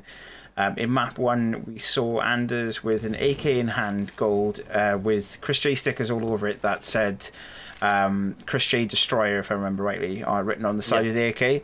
This is now Anders with a M4. I can't remember the name of the skin. Golden Coil. Golden Coil. Why did that leave me straight away? M4 Golden Coil with Chris J stickers on it, and again Chris J Destroyer. Did he survive? He did. Wow. It's not called. Fun fact, actually, this M4 isn't called Chris J Destroyer. It's called Chris J Lover. Oh, okay. Yeah. The less said on that one, the better. The noises that just came out of your mouth. I was like, wait, that's okay. And then realised in the implications of him using a rifle to say he loves him. So, yeah, let's leave that one well alone. Well, it's been an interesting matchup, and that's made a bit more spicy by Kaiser's initial deagle shot. Netherlands, they were fairly content with their passive setup right now, but the Welsh side, they've taken advantage, and they've got a bit more of an easier task, 5 versus 4. But let's be honest, it's still going to be uphill regardless of the fact that they're on pistols. This Dutch side, they're going to be advancing towards B. They do have a lurker holding this Apps position down, and it does seem like it's going to be an awkward chess battle over on that side of things. But Chris J is going to hit AWP shots over towards B, and it's just a matter of time before they gain the site control. Anders gets one, and it will be Chris J, the danger man, but it seems like it's a bit too little too late, as Pingman only just recovers an AK in bottom middle. Weapon recovery is going to be key at this point now. Do you go for this or not? Look at the economy as far as what Team Wills is stacked up as. I'd say AK and run, to be completely honest with you. But I mean, they're committing again to pushing into site. Pingman's going to fall, and Mog, I would imagine, isn't too far away from dropping himself as well. But it's all on relaxing, to really put an impact into this. And Mog is slowly keeping around the corner, and that's that done and dusted. Again, do you feel? I feel like a bit of a misplay not retaining the AKs, given the economy damage. Yes, they've got max loss bonus, but that affords you to buy into potentially 2 rounds more. By not having to buy up into this round. Yeah. So talking more about that, it's fair enough for them to go looking for those advances, but to stick around and outstay their welcome is really where they went wrong. After they push up top middle and spot that first player out, if they don't get that kill fairly early on without any kits, then you really can't contest. You have to forfeit at that point. But Wales unwilling to do so. They forfeit those 2 rifles, and it seems like they're on the verge of forfeiting another round as Vin takes out Mog in the apps, and this already weakened A site is going to be weakened that much more because there's only one player to lock things down now, and he has to watch everything from the long position. It's not an ideal spot to be in, but at least Wales have retained control of Banana. That's, glimmers of hope. Look at the silver linings and all that. It's the little wins here and there that count the most, Jammer, and I think that is something that we're trying to see here from a Team Wales perspective. Molotov will allow. That's nice. I like that actually. Did you see that Molotov where you pinged it up? Yeah. Okay. I'm retaining that one for whenever I jump on this map next. Yeah, I mean, it's the little glimmers of hope like that we seem to get from Team Wales more often than not, and we expect more bigger things to come from it. More bigger, great English, but we expect bigger and better things to come from it, but it doesn't feel like there's any continuity there to really bounce back into. This looks like a Team Wales win, however, in this round, as Pingman and Co essentially retain quite a lot of damage into it, and they'll get that defuse out of the way also. But I mean, what I'm seeing quite a lot here from Team Wales is a overstacking. B side had 3 men on top of it. As you mentioned, A is completely lost the minute they drop that 1 player, and then you got the over rotation then coming in from Team Wales to try and get themselves back in or scramble back into position. They've been pushed by Netherlands so much on Banana that they've had no real choice but to overstack in that round because they're just waiting for it to happen again essentially. It's just nice to see the round come out, but it could have gone either way. Ooh, Pigman and Kaiser split the difference there on Banana. They haven't overstacked it this time, but they've definitely welcomed 2 T players into their clutching arms. Yeah, that trade in Banana is really important for Wales to win, because they are in this weakened A bomb site, and it is a little bit more weakened out. There is a double stack towards short, but it's going to be a tall task regardless of how these two players play out. And I've got to say, I'm not a big fan of that. If you're gonna, go for a trick play or a stack like that, you might as well just commit until, fake it till you make it kind of thing. Because if Mog and his teammate, I forget who it was, just stay where they are, that could definitely be a thorn in the sides of Netherlands.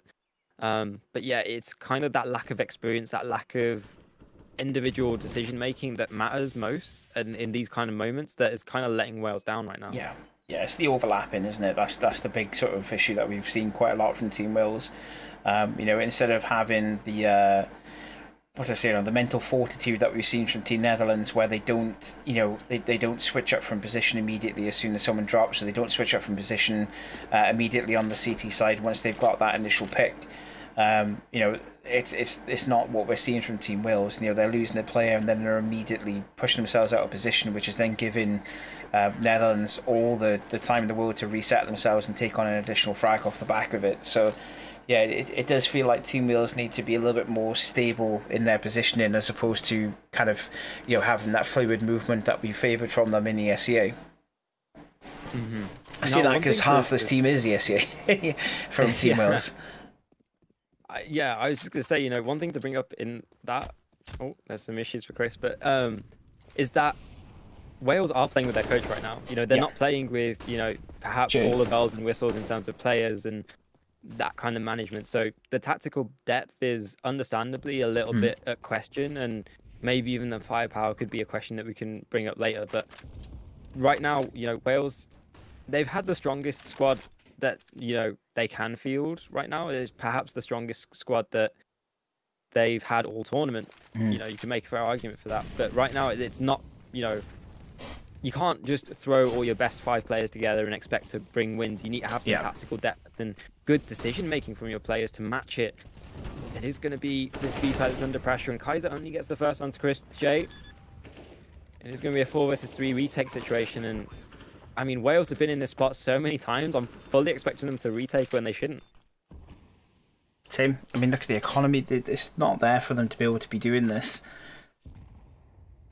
As much as I don't want to pause, because we've had quite a lot of them, I would want Wales to take a breather for a second and try and reset themselves here after this round. It does look as though they're going to try and fade away from site itself there. There's a player not too far away that could put a dampener on things, but nonetheless, the CTs will get themselves away from site quite effectively. It's good retention for weaponry. I mean, you've got an AWP that's been picked up. I believe that was Pingman's AWP that was dropped. A grenade was thrown at it and it bounced back into the weight and arms of Emi. But yeah, it's a wise choice to retain. I say this every single time, Jammer, and you're probably bored of me saying it. You can't live in max loss bonus forever. Yeah. I mean, as you say, when you are living in max loss bonus, you're not long for this world on this server, because that means that you're losing too many rounds in a row. And if you're losing rounds, then you're not winning the game. Yeah, exactly. What's been nice to see, though, is that Team Wales haven't given a lot of space to the Netherlands. When they are having rounds where they're on the back foot. Oh, you gotta check that angle. When you have rounds where they're not playing to their best, they're not just giving ample amount of room for the Netherlands to kind of rotate and make plays from. Yeah, I have a big problem with Emi making a push like that, because it's just forfeiting so much control, just as we've seen like that. Mog can get a kill in middle, but he's in no man's land right now. He's not long for this world, because every step that he takes could be a step closer to his own death, and he knows it. Oh, Guido, I have no idea how he got there, but that's so big, because they know exactly where Mog was, and they can just slowly encroach around this bomb, and it's just, a circling of the walls around Mog as it comes to his demise. But that all stemmed from Emi's push into apps right there. At the start of the round, you pick up the first kill onto Chris J. That's a really good start point. And then after that, you get a player pushing through deep apps, he falls, and then suddenly the rest of the players need to pick up the slack. They need to fill in the holes that player left behind, and suddenly you're just losing men left, right, and center as you try and even up the scales, and it's just not a recipe for success. And that's the kind of thing that I really, really don't like seeing from this Welsh side, because they're just not coordinated enough to play around stuff like that. No, they're not. They're really not, and it shows when we have rounds like that happening. This is the coordination that you're expecting from a side. You know, Team Netherlands have got full conscious ability. They know that there's going to be players up top of Banana. It's just, you know, how quickly and how accurately they can push into it, and look at that, how clean that was. Yes, they lost the player, but realistically speaking, they took 3 trades out the back of it. Mate, right now it just kind of seems like Wales have lost hope. They've lacked that inspiration to pull off plays that, sure, they're unorthodox what they're going for, but it's really just kind of throw stuff at the wall and see what sticks, and that's just not the game plan that you need to be winning a match like this. It feels like they're playing to not lose rather than playing to win right now.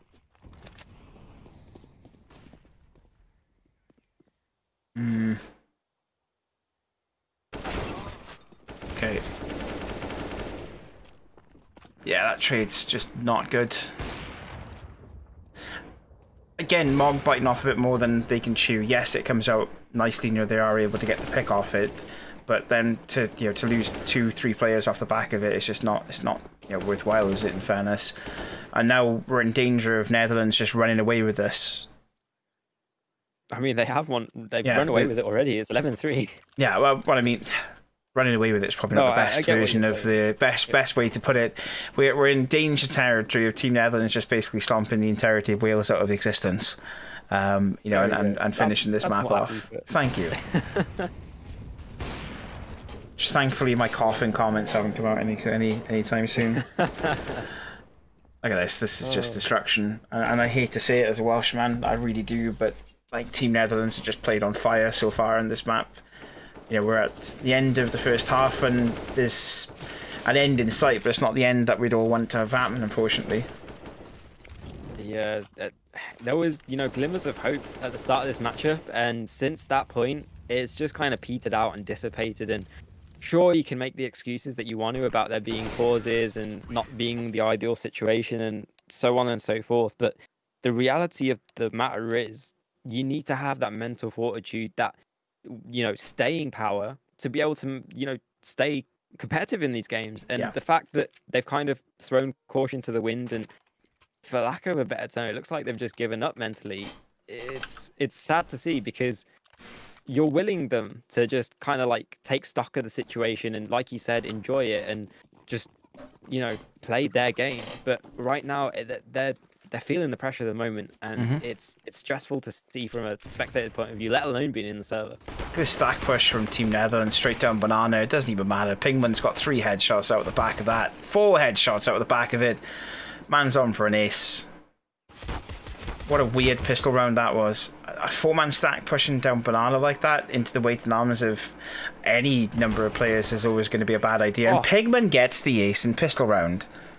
What an absolute mental round that was. You can bet that's going in his highlight reel. Oh yeah, 100%. That is, yeah, done and dusted. The comeback is on, boys. The comeback is on.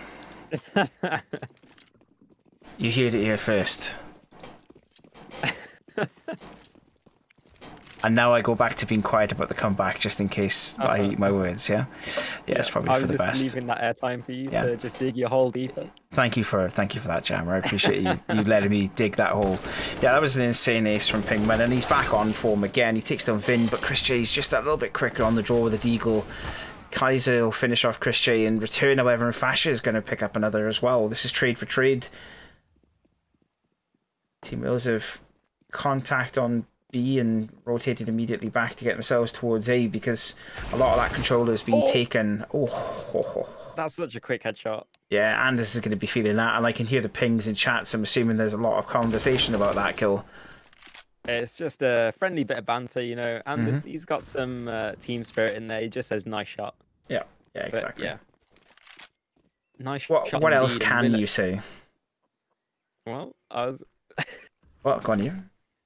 I don't even know. That's just derailed my Yeah. train of thought. But Wales has Apologies. started to derail Netherlands as they put a fifth on the scoreboard, and they're making it believable, Nick. I don't know if we believe in the comeback, but they're believing, they're making it respectable. We Yeah, can say they that. are. Yeah, making it respectable. This is 2 hours of CS for you. This is 2 maps back to back. With like 40 minutes of tech pauses. This is what happens. You lose that train of thought immediately. And also you've got someone like me who's just sitting there going like, what can you say? And you're like in the middle of saying what you're going to say. Emi just straight up mid. Frasher and Finn will drop, and Relax is scrambling there to pick up that frag off the back of it. But that is perfect play from Team Wales. They look to try and dominate that mid control. Bomb is still going to make its way towards B site, however. And it's understandable why. I mean, the number of bodies they've taken off A is going to force a rotation at some point. Now the Molotov's gone into play, the bomb should get planted momentarily, but we do have a thorn in the side of Guido, but he's actually dead now, never mind. Pingman's hunting for this last as well, and he should be able to finish it off, and that's Chris Shea done and dusted. And that's another one on the board. The audible confusion that's coming from you right now is telling us like, how much of a toll this game's played on us. Yeah, no, yeah, exactly. I'm like, how is he there? What is he doing? Why is he getting up that deep? It's fine. It happens. This is kind of an awkward situation to be in. This is the first major round that we're going to get between these two teams where it's a full buy on each. Well, I think Chris J has just pushed mid again. He's dead now, but that's problematic because Chris J winning that gunfight has led the trade situations to be in Netherlands' favour, and they're going to win more. Kaiser doesn't win his one-on-one duel, and suddenly Anders has a 1-on-4 on his cards. And, well, he's a coach, he's a manager. I'm going to say this all tournament long because he's not going to close things out, and that's unfortunate because Wales were just starting to come into this comeback. Yeah. That is super unfortunate. I started to believe Jammer. I really did. I was flapping my arms and everything. I was going to say, the noises that you're making, I'm sure, are being replicated and mirrored in the server from the likes of Anders himself. The issue I have is I'm a very... Wow. Caping. Never mind. I'm a very vocal fan, you know, especially when it's my own brethren that are playing. Finn will finish off one of my brethren with a clean headshot there. A deep mog is in the smoke. Yeah, good punishment. Sorry, I'm going to shut up now. Let you talk. Let you commentate for a little bit. So you're just happy to witness this right now, and I'm appreciating the fact that you have so much stock in this. But the thing is, Wales have such a tall task ahead of them because they had the man advantage for a moment, and they kind of lulled in their footsteps. It has been evened out, and Marg has picked up the AWP, so there's definitely an avenue of opportunity for them. But as to where they're going to end up is another question, because the bomb hasn't been picked up yet, and there's 50 seconds to work with. At some point, me and you are going to watch an international game, like a Wales game. Wales v England probably would be the best one to watch, and then you'll understand what you've dug yourself into by being a casting partner with me. Because yeah, this is literally like watching the rugby for me. Finn will take on Anders, finish Anders off. He's low HP anyway, and looks like that pot flash should delay things as far as Team Wales are concerned. There's no one there ready to receive just as of yet from the CT standpoint, but this could be good. It's not going to be good. Mog is going to get finished off by Vin. And I feel like Mog just... Okay, this is going to sound more harsh than I mean it to, but Mog threw that round away, and purely because he had the bomb, low HP, and that was not a winning situation to be pushing into. If he just takes the bomb, goes to site, and they try and ratify themselves around that one location, sure, it's going to be an uphill battle. They at least buy themselves, you know, a bit more money into this round, for one, and a lifeline to fight from that retake position. But yeah, instead he pushes through, he has that 1 versus 1 opportunity, and with a low health situation with the AWP, you know, it's just not an ideal spot to be in, just like Kaiser's spot. It's not ideal to be fighting against Chris J with the AWP. No, definitely not. I think we're gonna have to give the people what they want at some point. Wait a minute, Mog is okay. I was gonna say Mog is hidden away there somewhere, and he's able to pick up a frag off the back of that. M4 in hand, he won't be able to pick up, and that puts us in an awful position. And for whatever reason, Auto Director has decided that it wants to just do third person mode again. Auto Director's had enough of this Wales side. And it's had enough of me, to be honest with you, mate. I keep tapping buttons every now and again. Ooh. The reaction for Relax to hear the audible jump behind him and spin onto it, it's crazy good. Oh. Emmy is completely unaware of where Chris J is, but he snuck past. Well, he can sneak past, but if he doesn't win his gunfight, then it's not going to matter. 15-6, then go on. We're going to give the people what they want. It's okay. Match point. We're going to watch Anders for the entirety of this match point round. Okay. This is where we're at the minute. Jammer. People in chat are saying that Anders is the best player of his household, best player of his town, best player of his chair. That's a tall claim. It is. And Anders is dead already, boys. Sorry, we tried. Well, that's it. There you go. It is going to be the quick 2-0 from the Netherlands. Wales go 0-3 in the group stage. Unfortunate for them, but there's lessons to be learned. What those lessons are, we can tell you because we're tired and delirious, but that's not our jobs. Our job is to bring you the action, and the action has been completed. Unfortunate for Wales, but as these group stages go on and the Esports World Championship progresses, I hope that some things get fixed from a management side of things for the next time. Yeah, and I definitely agree with you. I think it goes without saying that we've seen some issues with this tournament from an admin perspective, and hopefully that will get cleaned up, ready for the next time round, the next venture into ELAT, and I hope obviously the rest of the people that are still contending in ELAT enjoy the rest of their tournament.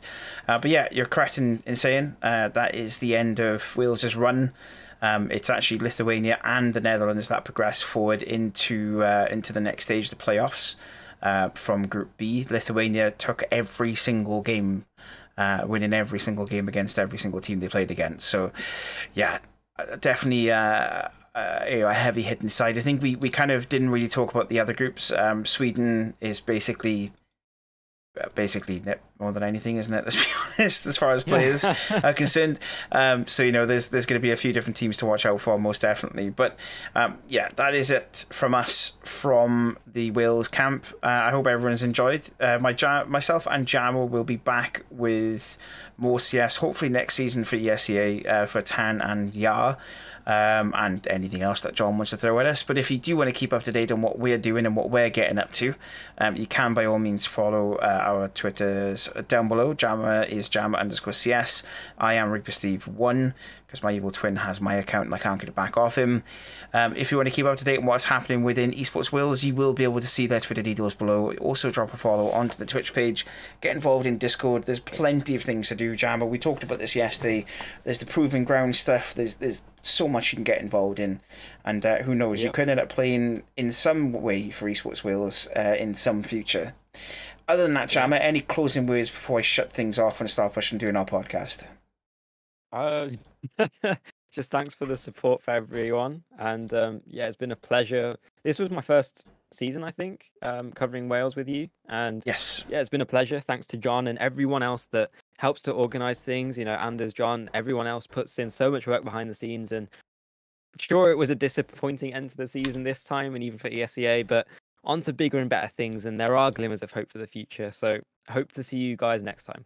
Actually, before we finish off, you will catch me and Jammer on Sunday night on the EsportsWales talk show. I forgot to mention that because it is going to be you and I on that talk show on Sunday night. So I'm actually going to be guest hosting on Sunday as well, which is even nicer. So you're going to get to hear my voice talking not about esports, but talking about everything basically. And yeah, you'll see me on there, and we'll have Jammer on as well also for an interview. But peace for now, and we'll see you all pretty soon. Bye bye.